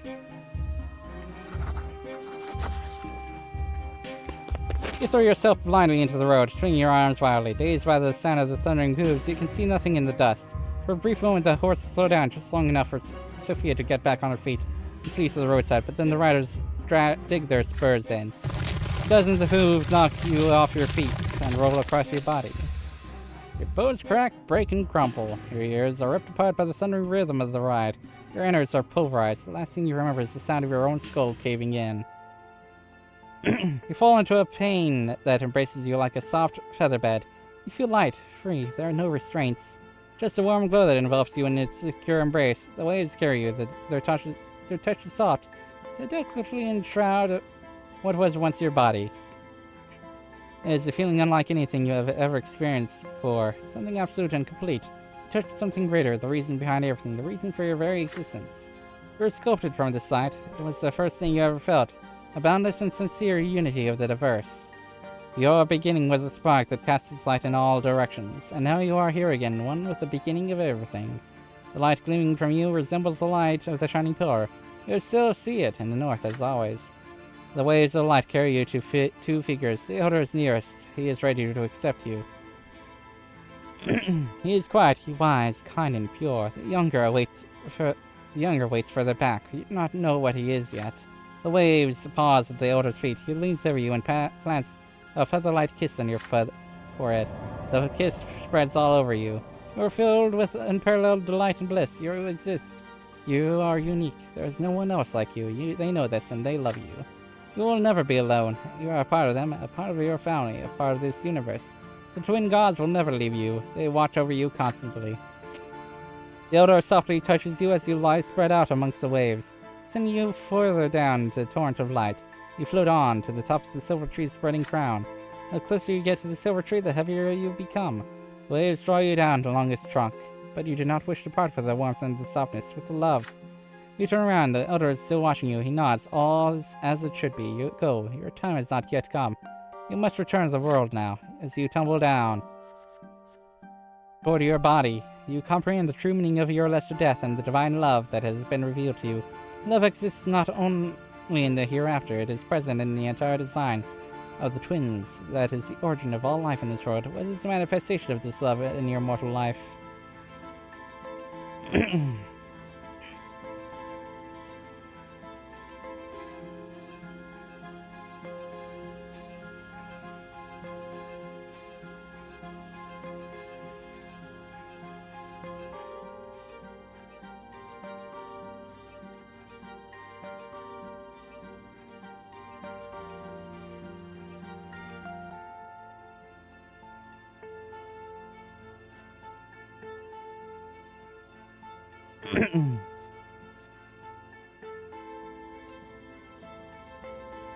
Cause. A sudden comprehension of the love with which the entire world is imbued illuminates your mind, but then it fades away and vanishes. You regain the sensation of your flesh. It is heavy and unwieldy. It lacks that lightness. That light is a burden. It is smothering you. You gasp for air. Your chest expands painfully. You feel as though your lungs are about to burst. The stagnant odor of the crypt fills them. Revolting, but so real. You are back. Then you can feel again. You sense your body, head, arms, and legs. Light fades around you, obedient before a will that is stronger than you. You return to the world. Such is the law of the twins. You will return to the world until the time of your true death. And in this world you will have a body with which to feel pain and suffering and pleasure. You smell a sickly, moist odor. You open your eyes and see the figures of mother and father in the gloom of the family crypt, speaking to each other quietly. They stop as soon as they hear you gasp. Mother runs to you and locks you in an embrace as father wraps you in his cloak. Neither of them says a word as they lead you out to the surface and back home. You've met a terrible end, my son. You were trampled by those horses. Don't be so careless ever again. The lives you are granted by the twin gods are not to be wasted so recklessly. You would be punished for this, but the twins have already meted out their punishment. You tremble. Your steps unsteady as you learn how to move again. Your body is eerily smooth, fresh, and renewed. Even the recent scars and scratches are all gone. There is something new on it, a fresh black mark, a reminder of your lesser death beneath those hooves. Remember that, by the twins' mercy, we are all given enough time in this world. Should you die before your time, you will be brought back by their grace. For 3 times they will rescue you from the terrible fate, but the 4th death is true and final for all. Every loss of a life we were granted at our birth is a heavy blow to us. The gods told us not to mourn a lesser death. And so we will humbly accept this and move on. See, your body has been reborn anew, with all your wounds healed. Do not mourn your loss of life, my son, but thank the twin gods for their injustice. Do not speak of this, and do not ever play by the road again if you wish to keep on living. Cautiously go back outside the next day. Children from the neighborhood surround you. They all saw you get trampled, and now they all ask you the same question. What was it like to die? Thomas rescues you from their pestering. He pushes the motley crew aside, hugs you, and pats you on the back. Look at you, buddy. You gave an entire life to keep a girl safe.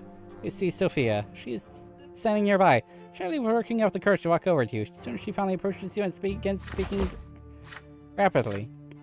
John, why do you throw yourself in front of those horses? My life isn't worth any more than yours, so why do you think that? Why do you think that? You weren't supposed to die there. It's all those riders' fault. They deserve to die, not you. Her voice rises to a shriek. She suddenly stops and runs back home. See where you are, watching her run, the golden rays of the sun dancing in her braided hair.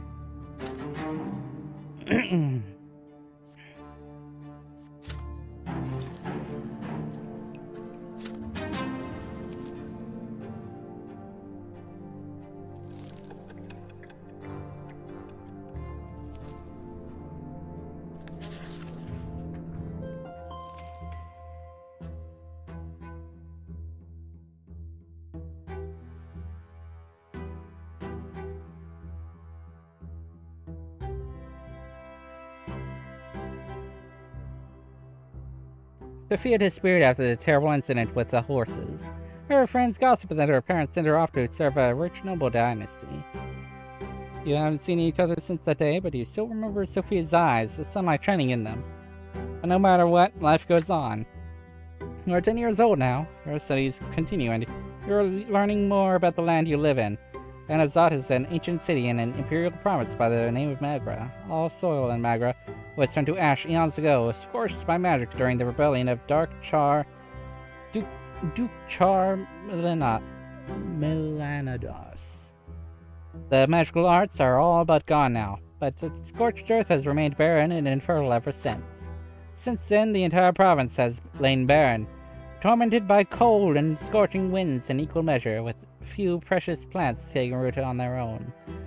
All fertile land in Magra is brought elsewhere, and brought here by an endless caravan of carts and carriages. To pay for food and soil, the cities of Magra became skilled in many trades, primarily mining and digging for metals and stone. Last fall, there was an explosion just outside the town, followed by clouds of thick smoke. The first such incident frightened the citizens, but then the explosion of smoke became an everyday occurrence. Soon everyone grew used to it. Father explains that the miners are using a new invention called gunpowder. It makes it easier for them to reach the precious stones and metals buried deep within the earth. Then one day, a thunderous explosion rocks the city, and black billowing smoke covers the houses. People are stuck in their homes, all windows tightly shut. Here it's impossible to breathe. Nathan coughs all the time. Gloria and you cough only when nobody is watching. If Mother hears it, to make you inhale those hot herbal vapors, just like Nathan. It takes 2 days for the black smoke to disperse. People pour out onto the streets to meet their friends. Thomas is eager to share everything he knows about this incident with you. It took lots of people to the city temple. Mom told me she was helping the healers. There are many rumors. Some claim it was the work of a beast stirred from its slumber. While others say it's the surviving witches that continue to threaten the order and the empire with their accursed powers. But as for you, you patiently wait for Father to come back home, and then you ask him about it. Father spends day and night working at the prefecture, while the mother spends all her time in prayer. It takes a full week for Father to finally come home, and he's almost completely spent. You muster enough courage during dinner to ask him what happened outside the city. Father raises his head, his face a bleak, weary mask, and starts muttering his proclamation. It's almost as if he doesn't see you. It's the mine outside the city. They were trying to get it to a vein of war. There was an explosion. The mine caved in, and the black smoke started flowing. Many workers died there. It was all because Count El Velasco, who owns the mines, wanted them to start mining that vein before they were ready.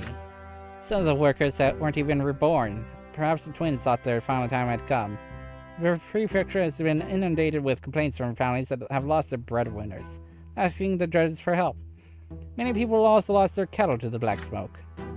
Count El Velasco blames gunpowder for the disaster. The prefecture and the newspapers just repeat whatever he says, but it's plain old greed and tyranny of noblemen that are to blame. Why is the welfare of our province always paid for with the commoner lives?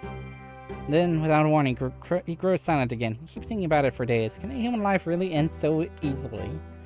A single moment of bad luck and you die, only to re-emerge from the temple of or the family crypt with a new black mark on your arm.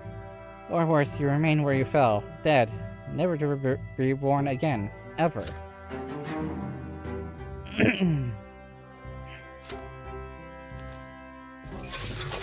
During lunch, Father tells you to stay home in the evening and prepare to meet some important guests.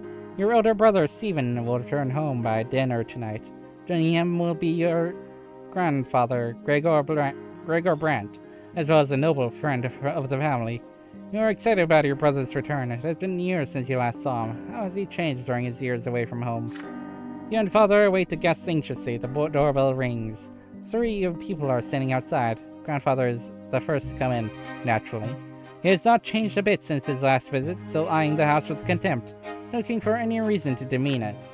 Grandfather is followed by a stately young man dressed in a jacket embroidered in silver, whom you barely recognize as your brother. Stephen casts a glance at your threadbare clothes, your dirty fingernails, and smirks. Last to enter the house is a personable gentleman with a worn-out, wrinkled face. You have heard a lot about this man from father and grandfather. He's Baron Augustin Elborn, Stephen's uncle, a family friend and the province's prefect, which means that he is the head judge and thus father's superior. Sir Elborn smiles slightly and offers you his hand. And this must be your younger son, John, yes? You have your father's eyes, young man. Father bows slightly to grandfather and Sir Elborn, but there's a moment of quiet when Stephen's turn comes. Father reaches out to him awkwardly, expecting an embrace. There's a question in Stephen's eyes as he looks at grandfather's. The old man shakes his head, almost imperceptibly. You noblemen oughtn't put off emotions on public display, Father. Not even after a lengthy separation. There's no embrace. Instead, Stephen nods to Father curtly. He responds in kind, his face devoid of emotion. After the greeting, you proceed to the sitting room. Elborn is the first to enter. He kisses his mother's hand, and glorious too, and tussles Nathan's hair after he sees him hiding by the table. Grandfather acknowledges them with a glum nod. Greetings, Lydia Brante. I remember you were kind to me when I was but a child, and you must be Nathan. You could barely walk when I saw you last. Her elder brother ignores Gloria completely. I ain't even a greeting. Proceed to the dining room in a dignified manner and take your seats. The dishes smell delicious, but they merely punctuate the overwhelming tension at the table. Elborn is the only one with a friendly smile on his face. This dinner's splendid, Lydia. Do you choose the dishes yourself? You have a truly refined palate. It warms my heart to know Stephen spent his early years with you. Womanly care always does a child good, no matter the estate. Your fork freezes in the air halfway to your mouth. You expect many things from a noble of the sword, but words of praise for a low-born woman are not one of them. He casts a glance at grandfather. He looks like he is about to choke on those words. It would do my grandson more good to stay at boarding school among his equals. Please, Gregor, parenting is no less important. Nothing can replace a mother's love, I cannot deny it. It saddens me greatly that my late sister could not be there to raise Stephen, but there was still family for it. Still a family for him. He was surrounded by love. How could that be bad? And besides, his father was by his side all the while. A father's example is always the best.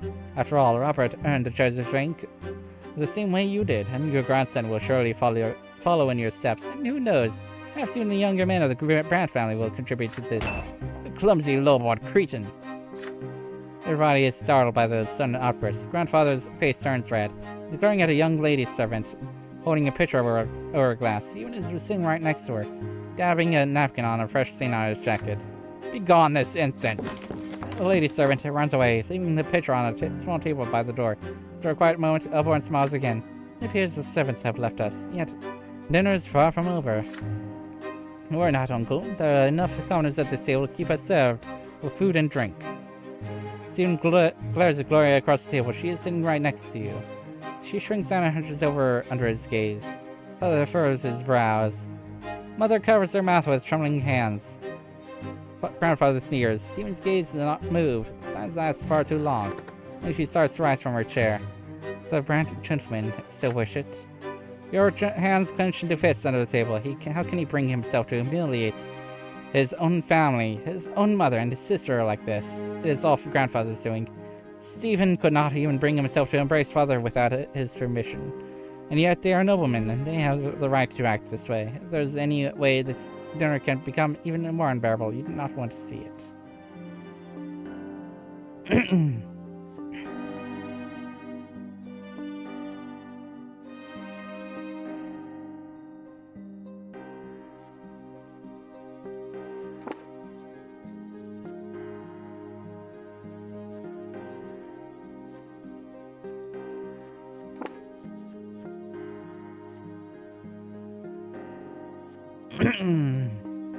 Willpower or nobility.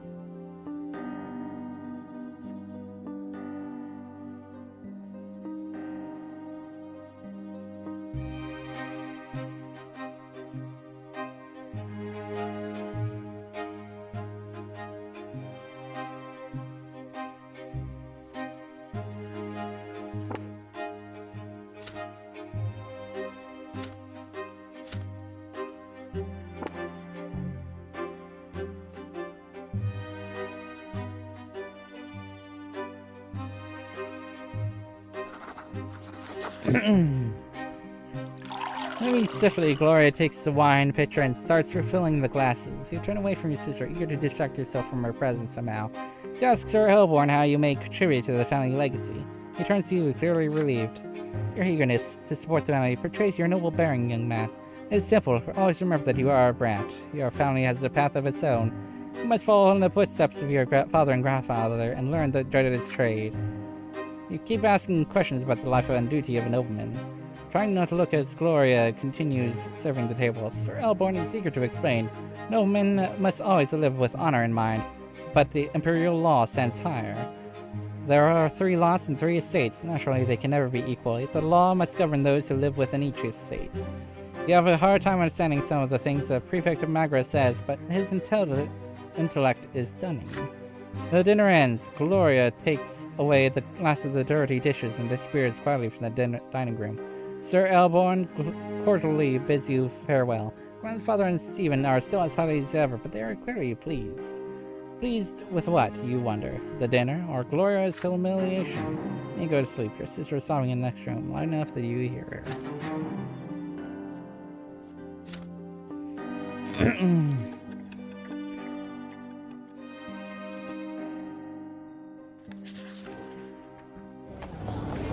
Hot, dry wind sweeps through the city from the barren lands around it. The noble residents of Anazot prepare to remain in their chambers, while the commoners huddled in tents or in the shade of the silver tree. You are on an errand right now. Your father wrote a letter to a noble acquaintance, and you are to deliver it. Thomas, the boy down the street, is tagging along. The two of you are inseparable now. Your errand is an easy one, so you decide to take this opportunity to loiter around part of Anazot where the nobles live. So here you are, in the middle of the city square, resting on the ancient brickwork by the old fountain in the merciful shade of the gargantuan silver tree. Thomas is by your side, lazily slouching on the edge of the fountain's basin. It's a hard life for commoners like you and me. Either you break your back in a workshop day and night, hoping someone will buy your goods someday, or you become a manservant to some noble. You never get a chance to enjoy life. This is our lot, you remind him. We work and endure and suffer. But Thomas waves your words away. I know all that already. Mother keeps drilling that stuff into me. We must be humble. Our strength is patience and persistence. Yeah, I say. But I want to make my fortune no matter what. So I ain't that living by my lot, I ask you. The law say ain't easy. Let's take you, for example, Brante. Your father's a nobleman, but even that, if that doesn't make you one. Just look at your hands. You never had to work as hard as me, but we have the same lot. But so we're supposed to suffer the same. Or look to your father. He's a judge, and he told us at the prefecture day and night during his judging it. He's a noble. They've never seen an Archnean work as hard as he does. You shrug. The Archneans are a different race. The books say they were born to rule over humans.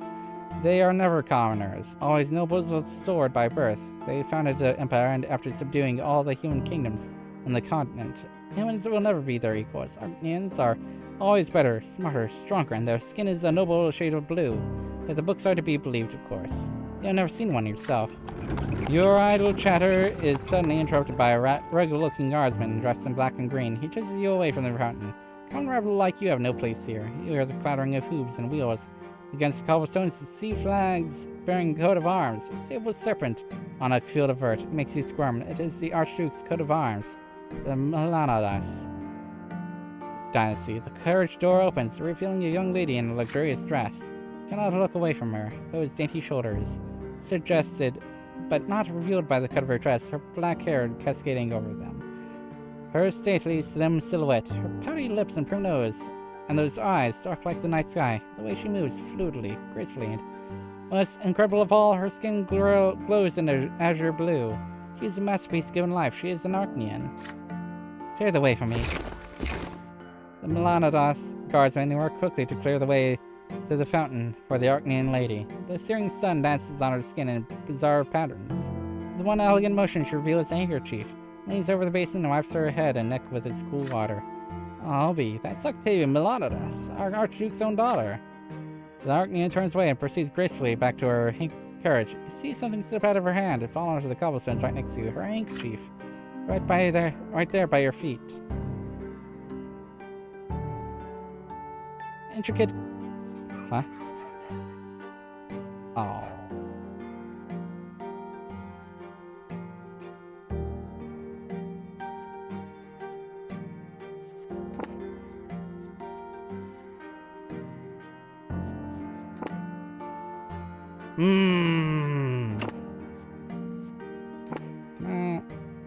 How would I?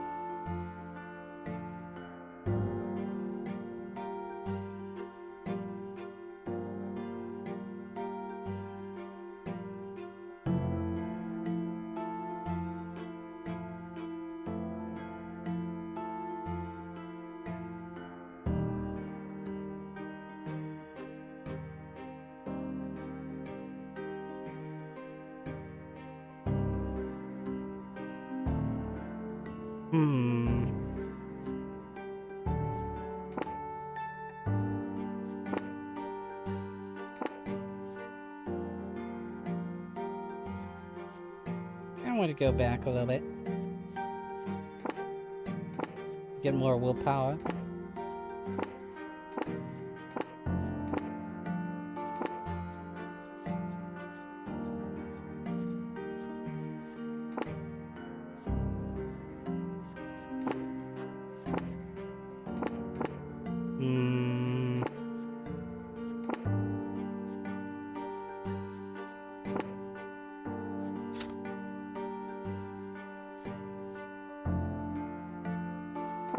Oh, whatever.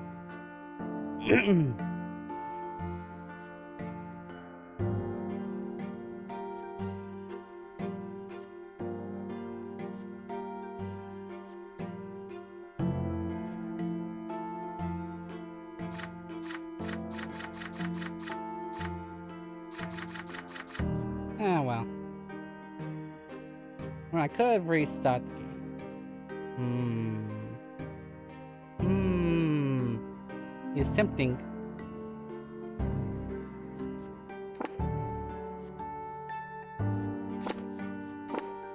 I want to... We'll be able to continue from the last scene. Continue.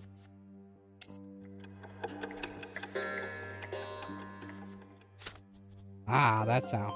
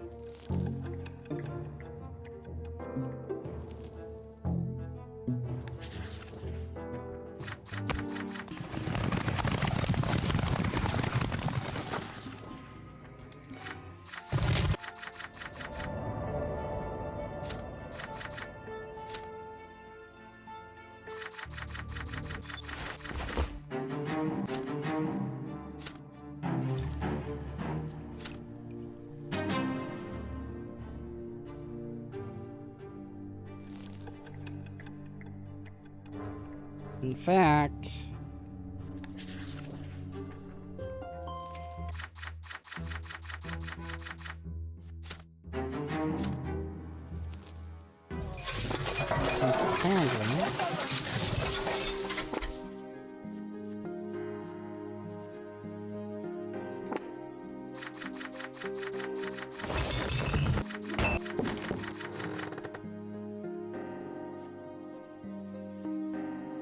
Need willpower, but I do want that. Okay.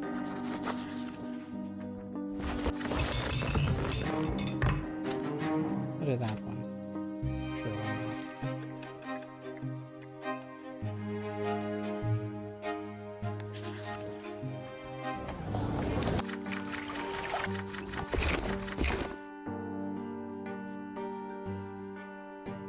So I could do this then. It takes a moment to overcome your fear. You follow the young lady Melodidas and call out to her in a nervous voice. You turn it around, her beautiful face marred by a puzzled expression. You extend a dropped handkerchief toward her.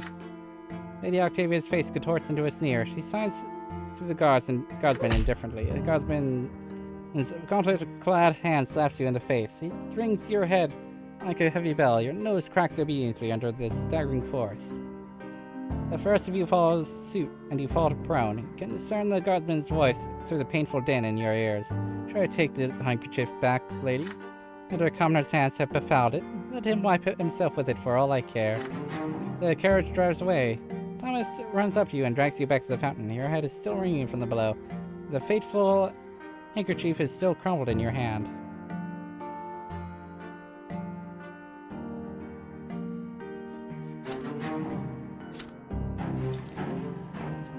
There we go.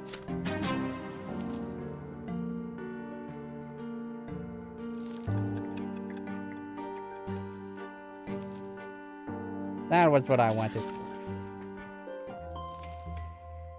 12 years old now, you will overhear an important conversation. It is spring night and Mother has just sent everyone to bed. You walk past Father's study and hear voices coming from beyond the door. Grandfather's yelling and Father's replying quietly. The elder Brante men are fighting, arguing about the place of the commoners in the city. You sneak outside to avoid Mother's attention and hide next to the open window of the study. Perhaps he'll mention you too.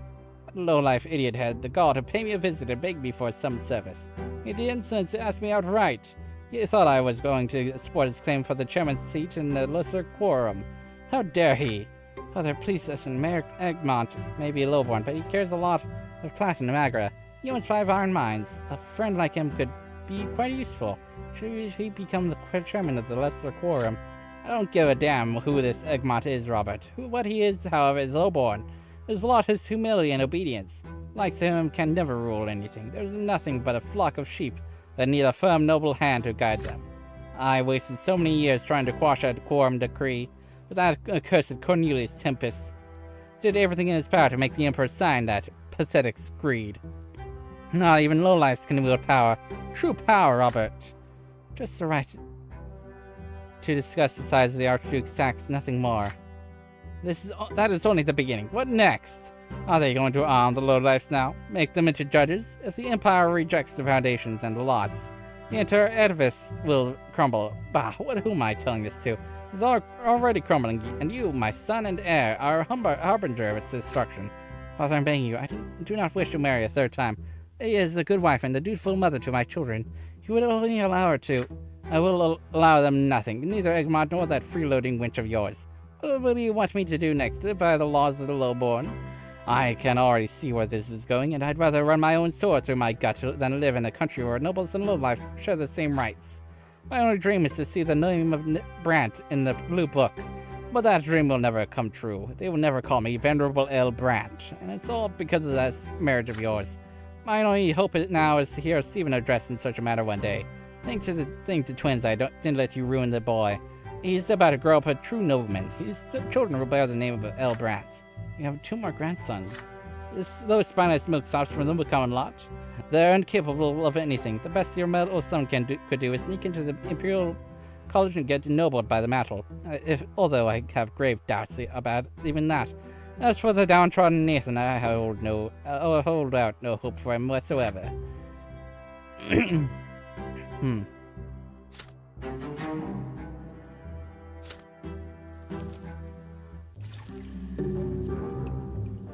He started studying at the school of Sir Tibor and began to master the sciences. Finally, the day comes when the teachers stop coming to the house. Before you can breathe a sigh of relief and put away the books, Father asks you to come to his study. You've grown, my son. It's time for you to continue your education away from home. I've chosen it as a serving school for you. Sir Tibor is a school for the children of noblemen and well-off commoners. Naturally, it is not a boarding school for nobles, so you will study there during the day and come home for the evening. You share the news with your best friend Thomas. Sir Tibor's school, eh? Yeah, I gotta ask my parents to send me there too as soon as they get the coin together. Father says his workshop has toiled day and night for years to save up for my education. The school is based in an ancient estate of Arcadian design. The classrooms are tall and spacious with massive benches. The sounds of scraping quills and lectures on history and imperial law and theology echo under the vaulted ceilings. The rules are strict, the lessons tiring. Restless Thomas keeps getting distracted, and several times he gets his hand slapped with a stick for it. Every teacher demands flawless mastery of their subject. Every day, Father asks you about your studies. You have already told him twice how Margaret joined the Empire, and how the nobles' court of honor is different from the common civil court in the city prefecture. But Father keeps pressuring you to work even harder.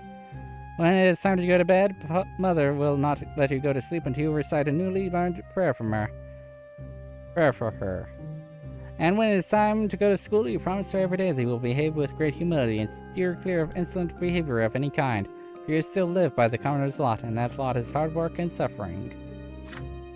Your first month in school draws to a close, and the teachers announce that there will be exams at the end of the month to determine the best and the worst students in each subject. Father insists that you devote all your spare time to studying law and history if you wish to follow in his footsteps. When we speak to Mother every day, you start considering theology. You still remember the revelations, the divine visions that came to you in your earliest years. You have only one more day until the exam. You locked yourself away in your room, and it is already getting late. Your desk is covered with handwritten notes surrounded by leather-bound books. Just looking at them makes you queasy, but you have to read through all of them again, at least for one of your subjects. There's a nagging thought on your mind. Thomas ended up in big trouble the other day. Got in a fight with several boys who live up next street. I heard about your wooden fortress and got in an outrage by the fortification built by commoners. They swore to dismantle it tonight. Thomas swore he would defend the fortress until the end. As you should abandon books to rescue the friend in need. But then you hear your little brother Nathan knocking at the door. He stands there shyly, not saying a word. He often does that, standing still and speechless until either of you speak first or he runs away. This time he actually says something. The door's locked. Are you okay, John? Is there anything I can do to help? Your head is spinning. This is the last evening before the school exam. If you fail, your family will be disappointed. Be very, very disappointed. You'll have to refresh your memory on law and theology. Either one or the other. But Thomas and your fort are about to be stormed. Why today of all days? You grind your teeth in rage at the thought. Nathan is by the door, trying to not to bother you. He wants to help you on the only way he can, for reasons known only for him. You accept his help. Willpower.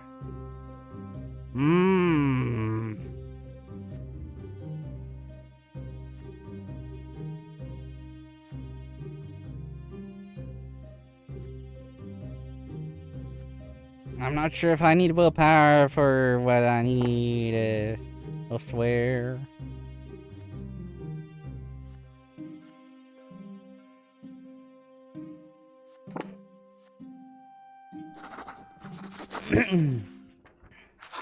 You push Nathan out of the room. He cannot possibly help you prepare for the exam. Soon your eyes start to hurt from all the legal terms and chronologies and titles of imperial edicts. You repeat everything, every single line of it, until your head hurts and your vision begins to blur. Father walks in, he chuckles in approval. You fall asleep right there amidst the books. The morning comes. You barely have the time to wake up before you are walking to the menacing edifice of the school. Time for law. All the students sit still, glued to their benches in terror. The teacher's voice singles you out. If a commoner insults a nobleman's honor, how ought he to be dealt with according to imperial law? Bring the commoner to the prefecture, where the judge will sentence him to corporal punishment. And what if a noble takes the commoner's life by negligence or whim? The noble is fined by the provincial authorities. Surprising even yourself, you give the correct answers to these questions and the many more that follow. The next subject is the history of the blessed Argnian Empire. You must fully recount the history of every province as they emerged with the empire, from Monia to Magra. Then you recite the names of every tempest who has ruled the empire. You conquer every question the teacher asks you without confusing a single date. You get the highest grade in law and history and an average grade in theology. You relay the teacher's praise to father over dinner. He smiles, pleased with you. Well done, my son. I can see how hard you have been working. Keep at it, and you will be among the Empire's greatest servants. I am proud of you.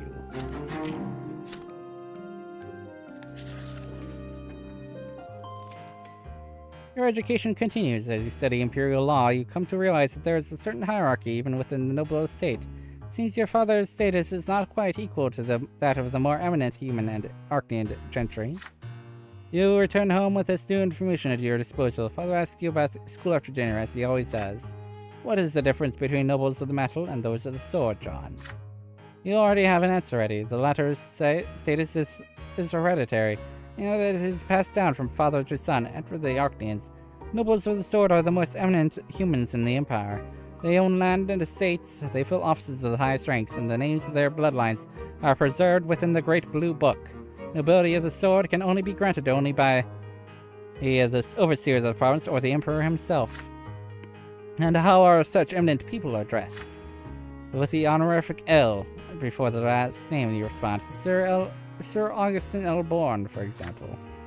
Father pats you on the shoulder, clearly pleased. And what about the Argnians and their status? What have you learned about them? The Argnians stand above all human gentry. They are born to rule over humans regardless of their titles. No L is required when addressing them. They need no honorifics, for the names of their ancient dynasties are known to all. Father nods somberly. Yes, we can never be their equals. Do whatever an Argnian tells you, and never defy them, ever. And what about grandfather and me? Where do we stand as nobles? That is easy. Father and grandfather are nobles of the metal. This title cannot be inherited, but it can be earned by any commoner, as a reward for great service to the Empire in the Legion or as a civil servant. Father suddenly grows quiet and looks you in the eye intently. Yes, and someday you will earn a noble title too, son. All in due time. Sir Tybor's school teaches children of all stripes. Nobles of the metal, low-born parents can send their sons here, and every passing day, the children of noblemen invent new ways to snub and bully the commoners. Most of the time, the bully leading them is Diedrich, the son of the secretary for the city hall and a self-important Slav. The sons of noblemen never pick on you, however. They know that your father has been ennobled by the mantle. However, Dietrich and his retinue soon choose Thomas as their favorite victim. Time and time again, you ask your friend not to pay them any mind, but again and again, Thomas grows angry and snaps at their self-satisfied mockery. It is early morning. The students are busy flocking to the classroom for the next lesson. You wave Thomas over when you see him. He waves back at you, and then a bucket full of slop splashes on him. Needless to say, it is the work of Dietrich and his entourage. You hear his familiar creaky laughter. The tailor's son sings. How dare you sit next to decent folk? Thomas clenches his fist. You're dead, Dietrich. He throws himself at Dietrich's haughty entourage like a soldier ready to wage war. He attacks him first. This is just what they expected, and they are free to retaliate. He barely makes one movement before 4 pairs of hands grab him at once. Dietrich sneers and kicks your friend in the belly. Thomas grasps for air and starts coughing. Sent between them as Dietrich readies another kick. The nobleman's son cocks an ira. Why do you mingle with commoners? Your father is a nobleman, noble of the mantle. You ought to be friends with your own kind. Your equals, not the dirt beneath your feet. Behind him, your 4 boys hold Thomas down as he struggles furiously. The other students are watching you, frozen in fear. Dietrich haughtily extends a hand to you. He clearly expects you to shake it. What will you do?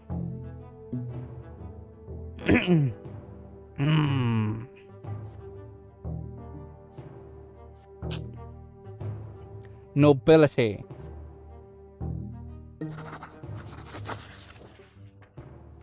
You do not shake his hand. Instead, you challenge Dietrich to display at least some dignity by fighting you one-on-one, as if he considers himself a nobleman's son, of course. Dietrich's face grows serious. There's no way for him to refuse this challenge in public. Dietrich makes a sign, and Thomas is released and pushed to the floor. He gets back on his feet, cursing and itching to rush at them again. You hold your friend back. The teacher of Imperial Law comes into the room just in time. Everybody immediately returns to their seats. The day full of lessons begins. Keep daydreaming of Dietrich's face. How you're going to put an end to that nasty smile of his. Let's catch that bastard together and clean his clock. He hurt me, not you. The deal has been made, you tell your friend. It is a matter of your honor now. Thomas huffs angrily, but agrees. Dietrich is already waiting for you in a narrow back street by the school, his retinue by his side. You walk forward and give him an opportunity to end his dispute once and for all. This is the nobleman's way. If you win this battle, Dietrich and the other children of nobles will never pick on the commoner's sons again. If he wins, you will never stand in their way and protect the other students. You'll fight him one-on-one.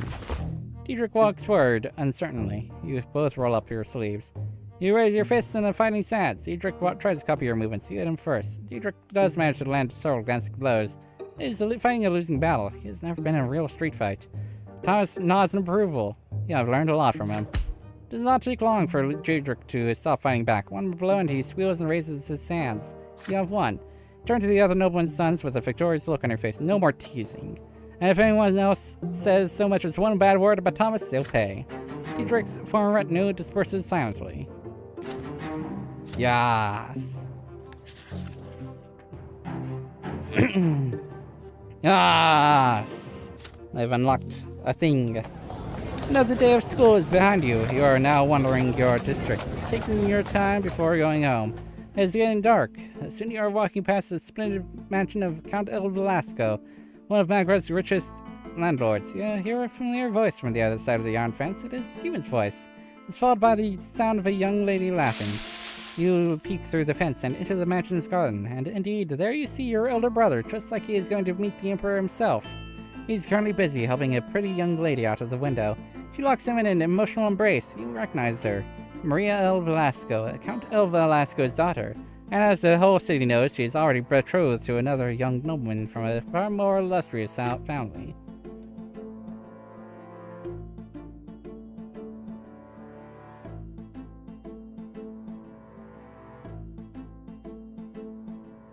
Oh, Maria, I thought I would help you come down to earth from your heavenly abode, but your very touch brings me to the heavens. He picks the Count's daughter up and holds her in the air.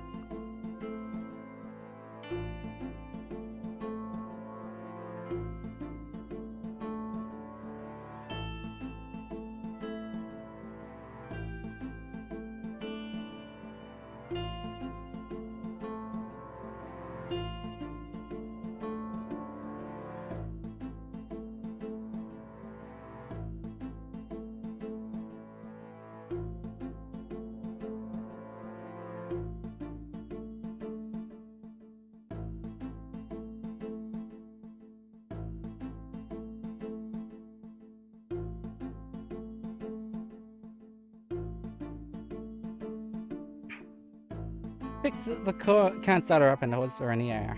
She laughs almost imperceptibly and kisses him on the cheek. Then Stephen takes her by the chin and turns her to face him. Her lips join in a kiss. A flurry of emotion washes over you as you watch it happen. Stephen is putting the reputation of his entire family at risk. Acting so frivolously with the Count's daughter might turn the Count's influence against all the Brants. And yet Stephen always speaks so highly of noble bearing, composure, and family honor. Stephen's face is glowing with joy. Your older brother, he is happy, truly happy. You have never seen Stephen like this, as his arms hold the Count's daughter in a tender embrace so gently, as though he fears to hurt her. Maria reciprocates his feelings. Must he really rob them of their secret joy? If I ever speak to him about this, no one else must hear it. You wait by the gate patiently until Stephen decides to return from his escapades. He's startled when he finally notices you standing by the gate.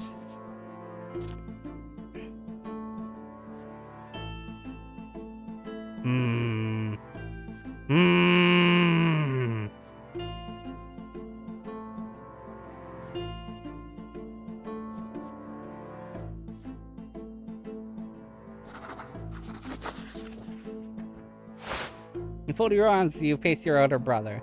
He is confused to see you here. You must speak to him openly. You know of his affair with Maria El Velasco, and Stephen should forget that young lady as soon as humanly possible. He freezes at these words. You keep talking. A nobleman cannot behave like this. Stephen is risking bringing shame on all the Brants, and worse yet, he is defying his own lot and his own words.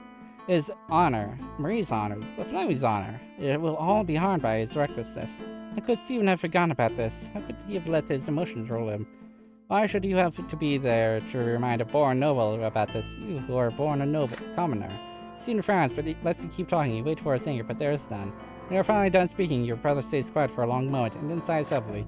Yes, indeed, you're right. I lost control of myself. Maria, I am a madman in her presence. I forget the world when I'm with her, and I forgot my duty to my lot and my family. I will part ways with Lady El Velasco, and offer my apologies to her father. My brother, thank you. You remind me of who I am. And that day on, Stephen stops going out at night.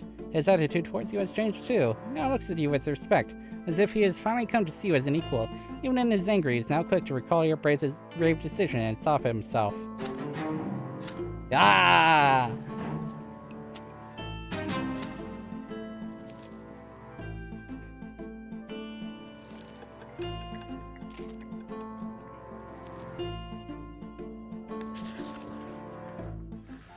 Your theology teachers tell you more about Anazat. It's more than just a provincial capital. It is also a sacred place blessed by the gods.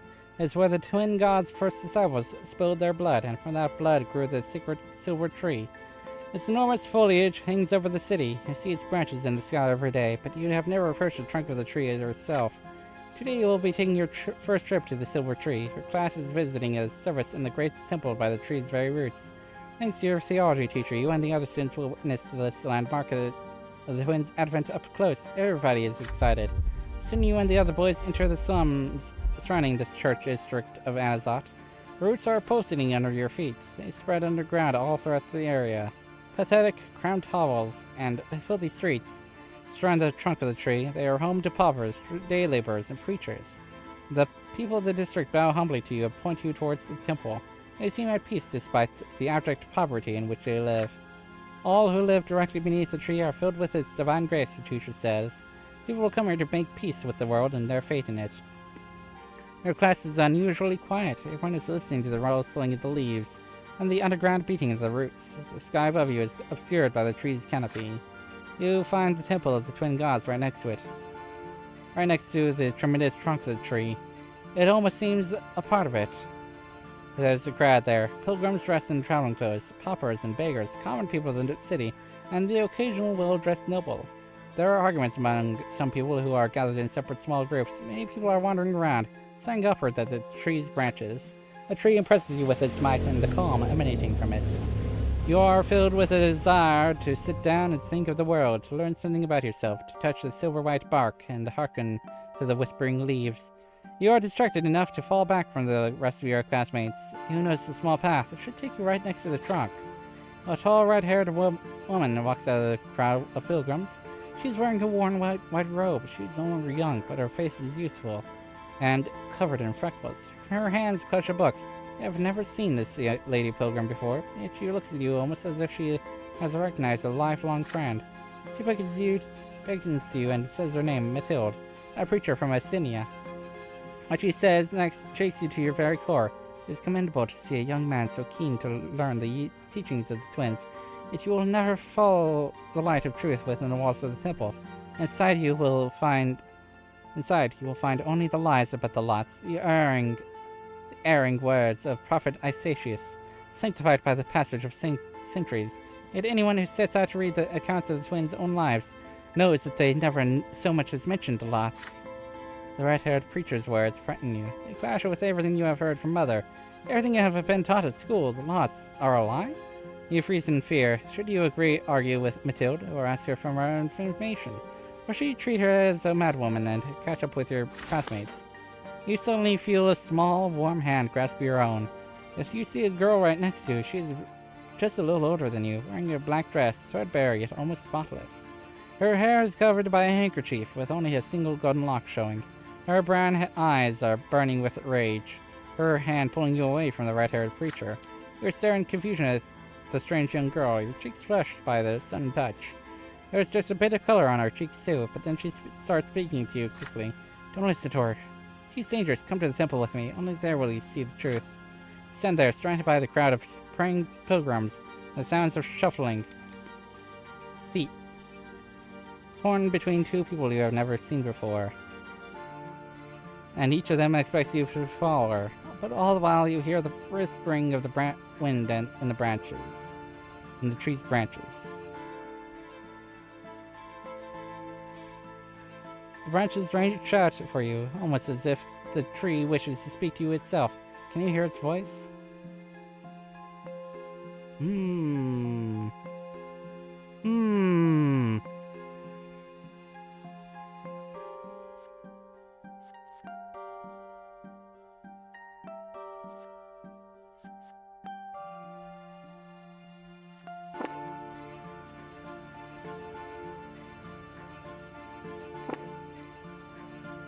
Leave them and approach the tree.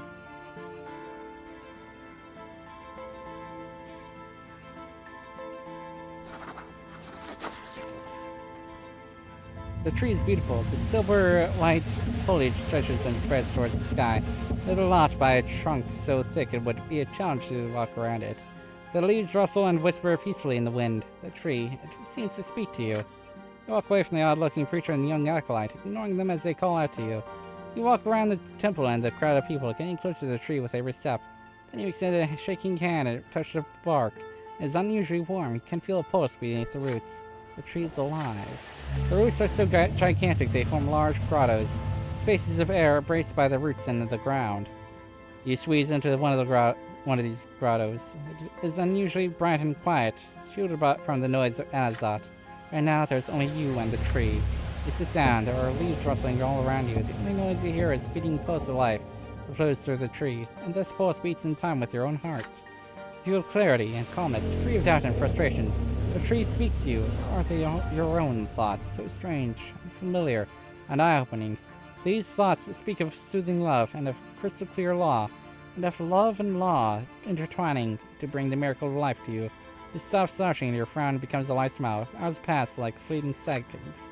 You lose track of time until you overhear someone shouting your name. Alas, it is time to leave this grotto. The sun is setting over Anazat now. The day was quick to pass. Your teacher frowns, ready to scold you. You mumble an explanation and say you are ready to be punished for disobedience. Yet instead, the teacher nods in understanding. You keep looking back at the tree all the way home. And whatever happened to you today, you find it difficult to put into words. Willpower, baby! Another school day has ended. You are making your way home, still mulling over the things you learned from your teachers. The founding of the Empire, the eternal and unshakable rule of a single dynasty, the three estates, each with its own rights. What an odd sort of order the world has, yet so mysterious. At least it sounds that way when your teachers talk about it. Mother is waiting for you on the porch. She smiles gently when she sees you, and yet her expression still shows great concern. Father left on a trip to several distant Magran towns a few days ago. Since then, your mother has been trying to tell you something, but she seems uncertain. Son, could you put your things away and come pray with me? He joined Mother in a prayer to the twins. She prays with fervent sincerity, her head bowed low, reciting the words of obedience to them and their greater design in a barely audible whisper. You repeat after her, just as she has taught you ever since you were a little boy. When the prayer ends, Mother sighs and turns to you. John, my son, you are 13 now. You'll be grown soon. It's time you learned about certain things that are important to our family. Difficult things. It's about your father and me, about our marriage. You gaze curiously into Mother's eyes. I'm sure you've wondered about this before. Your father is the nobleman of the Nautilus. How could he marry a commoner with another man's child? But you see, John, your father, when his first wife, Malia Elborn, died, it was a painful blow to him. He lost the will to live, lost all purpose. He felt like his own destiny was cut short that day as well. Then he met me. You know the troubles I had in the past. I went to the prefecture as a petitioner to ask him for help, protection, justice.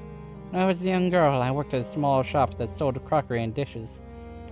A nobleman took a liking to me. May his name be forever forgotten. The twins know I was humble and honored his lot to rule, but he took me by force.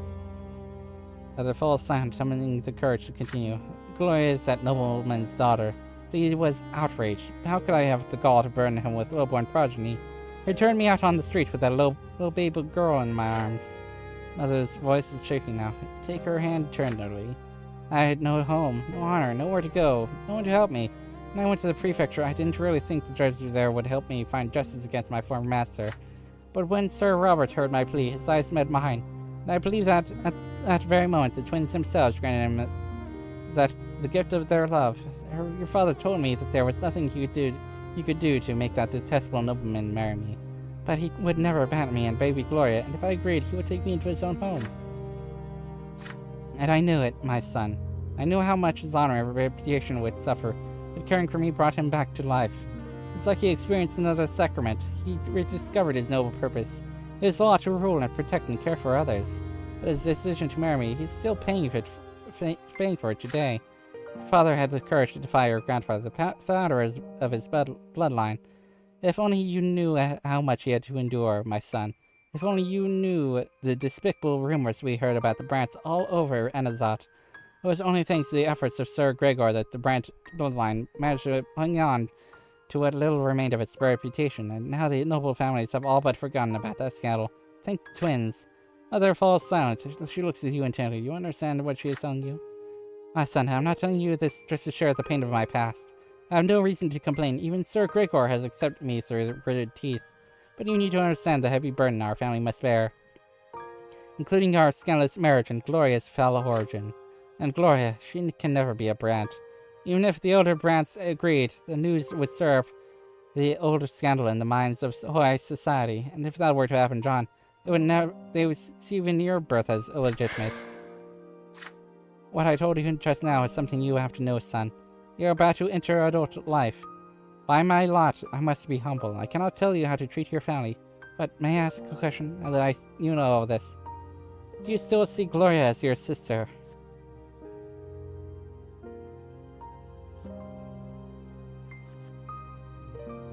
Of course.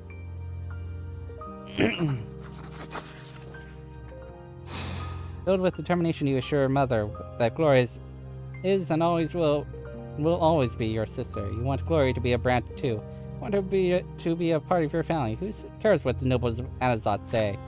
Mother beams with quiet joy when she hears this. Oh, John, if only you knew how happy that would make me. To have our family united at last. However, the joy on her face quickly gives way to concern. But I hurry. Oh, good Sir Robert, a debt I can never repay. He's given my daughter so much, a home, an education, his care and advice. The Brant bloodline couldn't suffer so much from Gloria's existence. You should all just learn to accept her status as it is. Just then you hear Gloria carefully knock at the door of Mother's chambers. Mother, John, I couldn't find you. You happily greet your sister. Yes, she is your sister. No secrets can ever change that. Mother gives you and Gloria a kiss on the forehead and returns to her prayers. You and your sister walk downstairs together. Mother is alone by her bedside now, thinking the twins, with a quiet prayer for the Brant family they have given her. You hope they can hear her.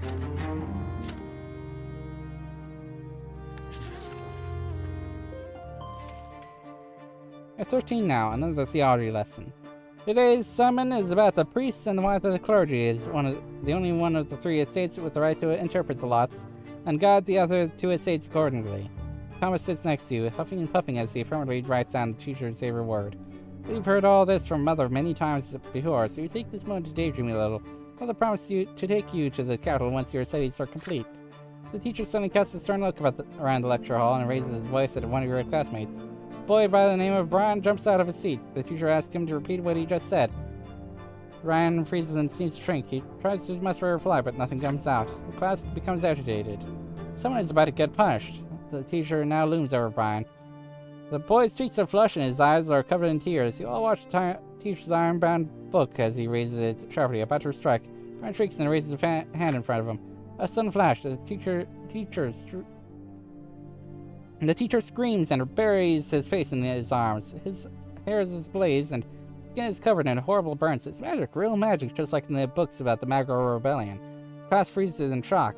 There's a dull thud as the iron-bound book falls to the floor. Brian's hysterical laughter rends the silence. He stands up from his bench, fire in his eyes, and sparks on his fingertips. There are screams now. Students run for the door. The teacher tries to extinguish his burning hair. Brian snaps his fingers, and the books of Astatius on the desks turn into pillars of flame. He laughs and raises his arms, and the curtains catch fire. Sheesh. The screams grow louder as the fire howls. Brian's face is tense and violent. His mouth is spewing flames, and his whole body is shaking with laughter. He steps towards the door. You and Thomas glance at each other. He's going to burn the whole school down. Your friend's determination makes you brave. You run behind Brian and knock him off his feet. You both tumble to the floor. Even though his body sears your flesh. Brian screams, convulses, and grabs Thomas by the shoulders with his burning hands. Thomas howls but stays put, then knocks Brian senseless with several fierce blows to the head. There are servants fussing around the room now. Put out the fire and take away the teacher. His body covered in horrible burns. You and Thomas remain next to Brian, who is lying on the floor, silent.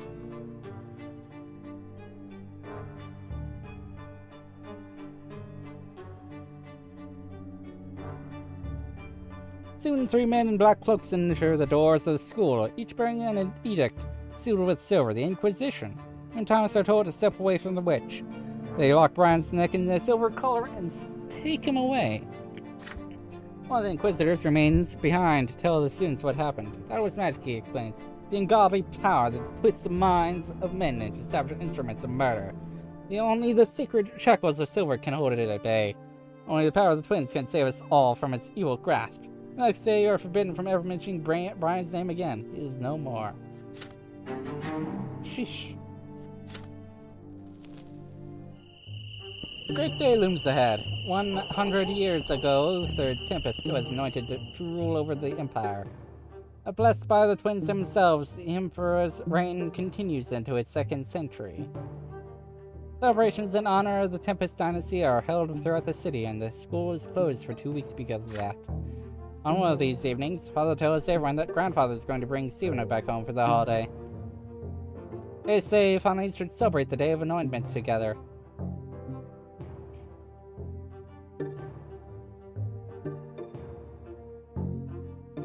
You could benefit from your older brother's company. With his noble education. Stephen might be able to teach you how noblemen are supposed to act. Soon arrives. He now handles himself differently. When it comes to ordering servants around and ignoring Gloria, he is still Grandfather's double, but he's more grown up now and far less haughty to you. It's a dark winter evening. A damp, cold wind sweeps through the city from the barren lands of Magra. You and Stephen are sitting in the library. He's telling you all about Eterna, capital of the Empire. It's full of so many wonders. The Imperial Palace, the North Temple of the Twins, the Military Academy, the Imperial College. You haven't heard so much about these places, yet he has seen them firsthand. Nathan enters the library. He looks concerned. I can't find Gloria. I looked everywhere. She's not in the attic, not in the sitting room, not in the kitchen. I heard she wanted to sneak off into the ruins of Melanodos's palace. She could be lost in there. And Stephen exchange looks. Melanodos, the rebellious duke. The ruins of his palace are a dangerous place. Some children claim Sania magic still lingers there, which means you absolutely have to make your way there and back again to prove you are not afraid of the long-dead witch. Your brother tells you to wait. He leaves and soon returns with a sword in his sheath. Roaringjohn, we're going to rescue Gloria.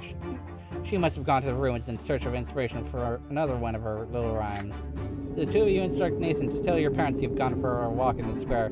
You and your elder brother are held outside. You're confused by Stephen's actions. He refuses to treat Gloria like a human being, so why is he still so determined to rescue her?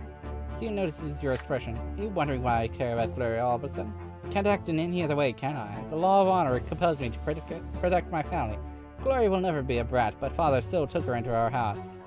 I must respect his seniority and defend Gloria like she is one of our own. You are a brat too, noble or not, which means it is your duty to aid me. The ruins of Charlanadas, this is palace, span an entire district. The palace was abandoned centuries ago and its remnants are overgrown with thick underbrush. The ruined palace is empty, nothing but a cold wind blowing over crumbling brickwork. Even the worst scum of the land steer clear of this place. You make your way through the ruins until you spot scattered sheets of paper covered in writing. This was writing. You hear loud laughter coming from behind a dilapidated stone wall nearby. You pull yourself up to peer over it. Gloria is lying on the ground face down, twitching and sobbing. A gaggle of drunk young thugs surround her, cackling and swinging their arms out. There are their shouts. Look at the lads, singing here, rhyming words together. She thinks she's all noble. Don't you worry, you lowborn tart. We're going to teach you your place. One of the lads spits at Gloria as she lies there. Get away from her, this instant, you bastards, or I'll spill your guts. They respond with mocking laughter. Sabine draws his sword. The street thugs recoil in fear, but they soon notice that he is only one-armed man against many. They start reaching out for sticks and stones.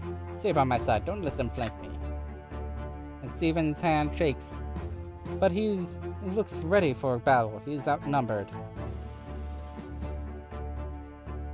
For a moment you hesitate. Perhaps it might be better to run for the nearby district and call for guards. The young thugs are already armed with makeshift weapons. They start approaching you and Stephen cautiously.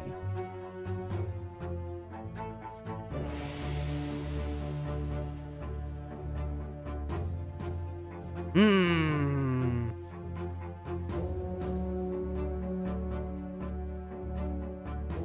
mean, yeah.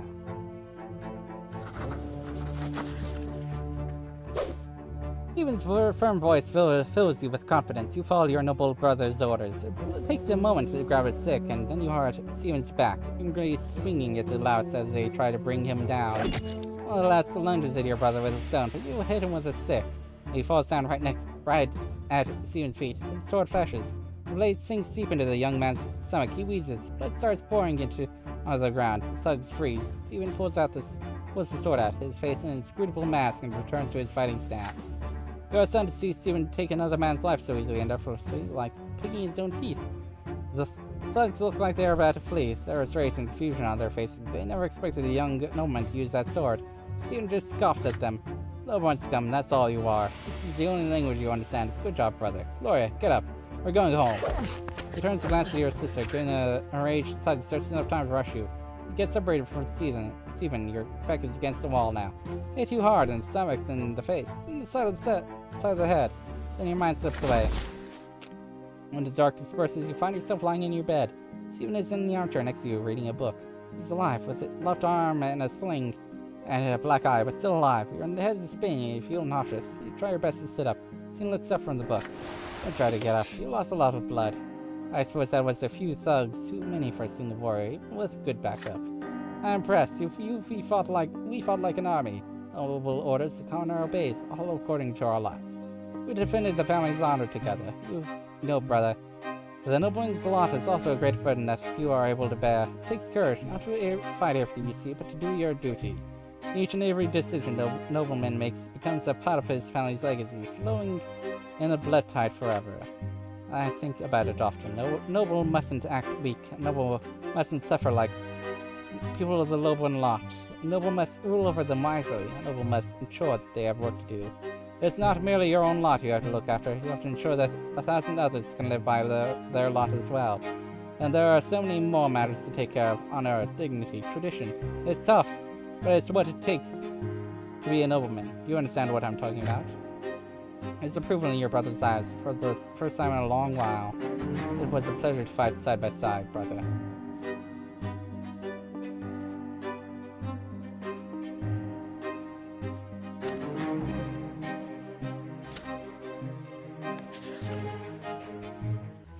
Before long, the entire city hears how a gang of lowborn thugs assaulted Stephen Brante. Grandfather ensures that the brash young men are found. Some of them are taken into custody as soon as elected death releases them. Grandfather seeks vengeance on those who hurt his favorite grandson. Prefect Elborn, a friend of your family, promises to personally oversee the trial and ensure that justice is served. Stephen and Grandfather decide to stay in Anazat until the trial ends. Grandfather demands true death for every single assailant. Ask Father to explain something. How can a legal court sentence criminals to true death? How can worldly judgment overrule the twins' law? Your words are true, my son. Their law is second to none, yet the twin gods also made the empire and all its ways. The court of law exists to execute the laws of heaven here in the world. Should the court of law sentence a person to death, the law high above will always enforce it. And so a execution brings true death. The commoners who assaulted Stephen, a born nobleman, have committed a grave offense. There is no doubt about that. And yet, according to the Emperor's decree, even commoners have the right to defend themselves when they are about to face true death. This means that all of us will have to appear at the trial and testify before the court. Evening comes. Gloria visits your room. She looks crestfallen. Her fingers keep reaching for her long hair. You put away your schoolbooks and ask what was bothering her. The trial is tomorrow. I thought I was going to appear there too as an eyewitness. After all, this whole mess started because of me, but Sir Robert isn't even going to mention that I was there. Can you imagine? He says it would ruin the case. Why am I always in the way? Nobody ever mentions me. Nobody has to listen to me. It's like I don't even exist. And I thought Stephen standing up for me meant something. It'll become part of the family, but no, everything is back to usual now. Gloria tries her best to hold her back to tears. You do your best to comfort her. Father just needs to keep the family out of trouble. If Sir Robert believes that I only bring trouble, why did he took me into the house at all? Gloria runs away. You return to your books, but you can't help but get lost in thought. What if they told the court you weren't there either? How would you feel then? There's a knock at the door. There's Father. He closes the door behind him and sits next to you. There's an exhausted look about him. Soon you'll be testifying before the court tomorrow. Please remember what I'm about to tell you. Gloria wasn't at the ruins at all. You went there with your brother to inspect this historic site. The low-born men insulted Stephen first and then attacked him. Stephen had managed to deal with the assailants on his own by the time the gods intervened. Gloria will cast suspicion on the case. If you mention her very existence to the court, the reputation of the family will suffer. Your grandfather will never forgive me if that happens. Do not let me down. We are all counting on you. Recall the night of the fight like it was a moment ago. Gloria sprawled under the feet of those cackling thugs. Her poetry, her greatest treasure, scattered on the ground. She thinks she's all noble. Those were the words they spat down at her. Doesn't grandfather mean the same thing when he denies that she's a part of the family? But if you do what father tells you, the trial will end quickly. Those commoners will face true death for assaulting a noble. If you mention Gloria, things will get complicated and I cannot predict how the trial will end.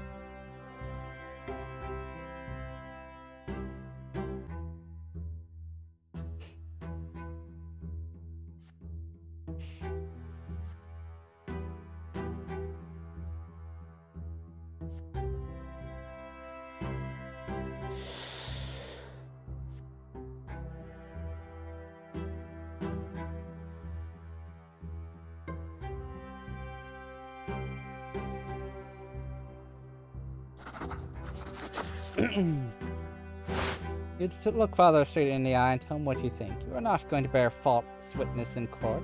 He's a judge himself. How can he make you lie to Sir Elborn? What of Gloria? Is she not a brat too? Does she not deserve justice?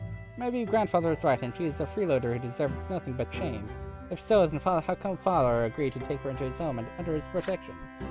Saying this to father is tough. Deep inside you pray he hears no weakness in your voice and sees no blood rushing to your cheeks. It seems he's listening to you intently. Wrinkles on his forehead grow deeper as his fingers hammer out his staccato against the armrests. This is going to be tough, son, but you're right. You are right. I took Gloria into my home, so I must protect her like my own daughter. This was my decision. I must stand by it. I will speak with Stephen in the morning. Now I pray your grandfather never hears of my change of heart.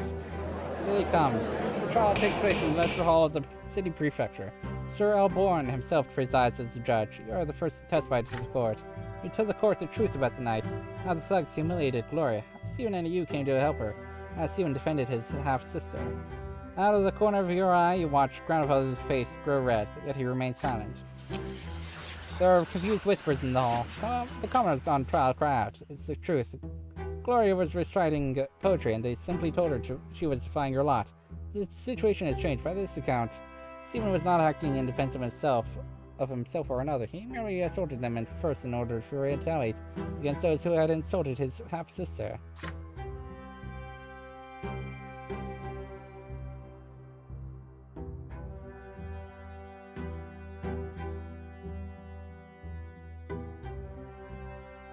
You spread your feet and stand firm and inhale before you speak next. You ask the hall, is it not a nobleman's duty to honor his family name? Gloria does not have the brand name, but your father took her into his home. Therefore, it was Stephen's duty to protect her, as he would have protected any of you. Contemptuous chuckles rush through the courtroom. You have just reminded the city of father's shameful second marriage. Stephen is to testify next. He reluctantly confirms your testimony, glancing at father and grandfather all the same. His arm is in the sling is his main argument. Stephen then wanted the commoners to stop insulting Gloria, yet in the end, the commoners were the first ones to assault him.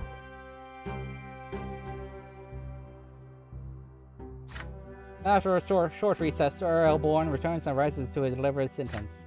The Court of Anazalt finds you guilty of assaulting Stephen L. Brante, a nobleman who stood in defense of the honor of Gloria, a member of his household. All 4 defendants are sentenced to true death by hanging. There is no end, but you feel a gust sweep through the hall. The defendants turn pale. Their mothers are bawling and crying. Everybody in the court feels the dreadful power of the law and is stern and just. That very power has been invoked by this sentence, and by that very sentence, the lives of the 4 young men are literally forfeit for all eternity. The gallows await. Stephen stands in the front row. Father stands next to him. The wood creaks. The trapdoor is open under the young men's feet. They dangle in the air, wheezing and reaching out for support with their feet in their final moments. Grandfather's silence ends at home. He screams to you and father at Stephen and Gloria. This trial is a disgrace. His screams are punctuated by the thudding of his walking stick against the floor. Father says they had to defend their family. It would have truly been a disgrace if they had shirked their responsibilities.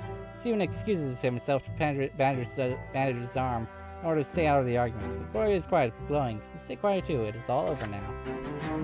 It is all over now. Nobody bullies Gloria on the streets anymore. Those 4 commoners are dead forever. Their families were taught a cruel lesson. So will it be with anyone who dares to raise his hand against a nobleman.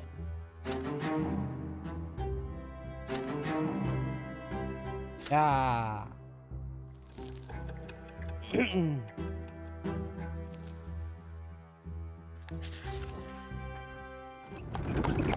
Oh. I think I need a break. I think I'll be continuing this next time then. Alright. I shall see y'all next time then. Goodbye.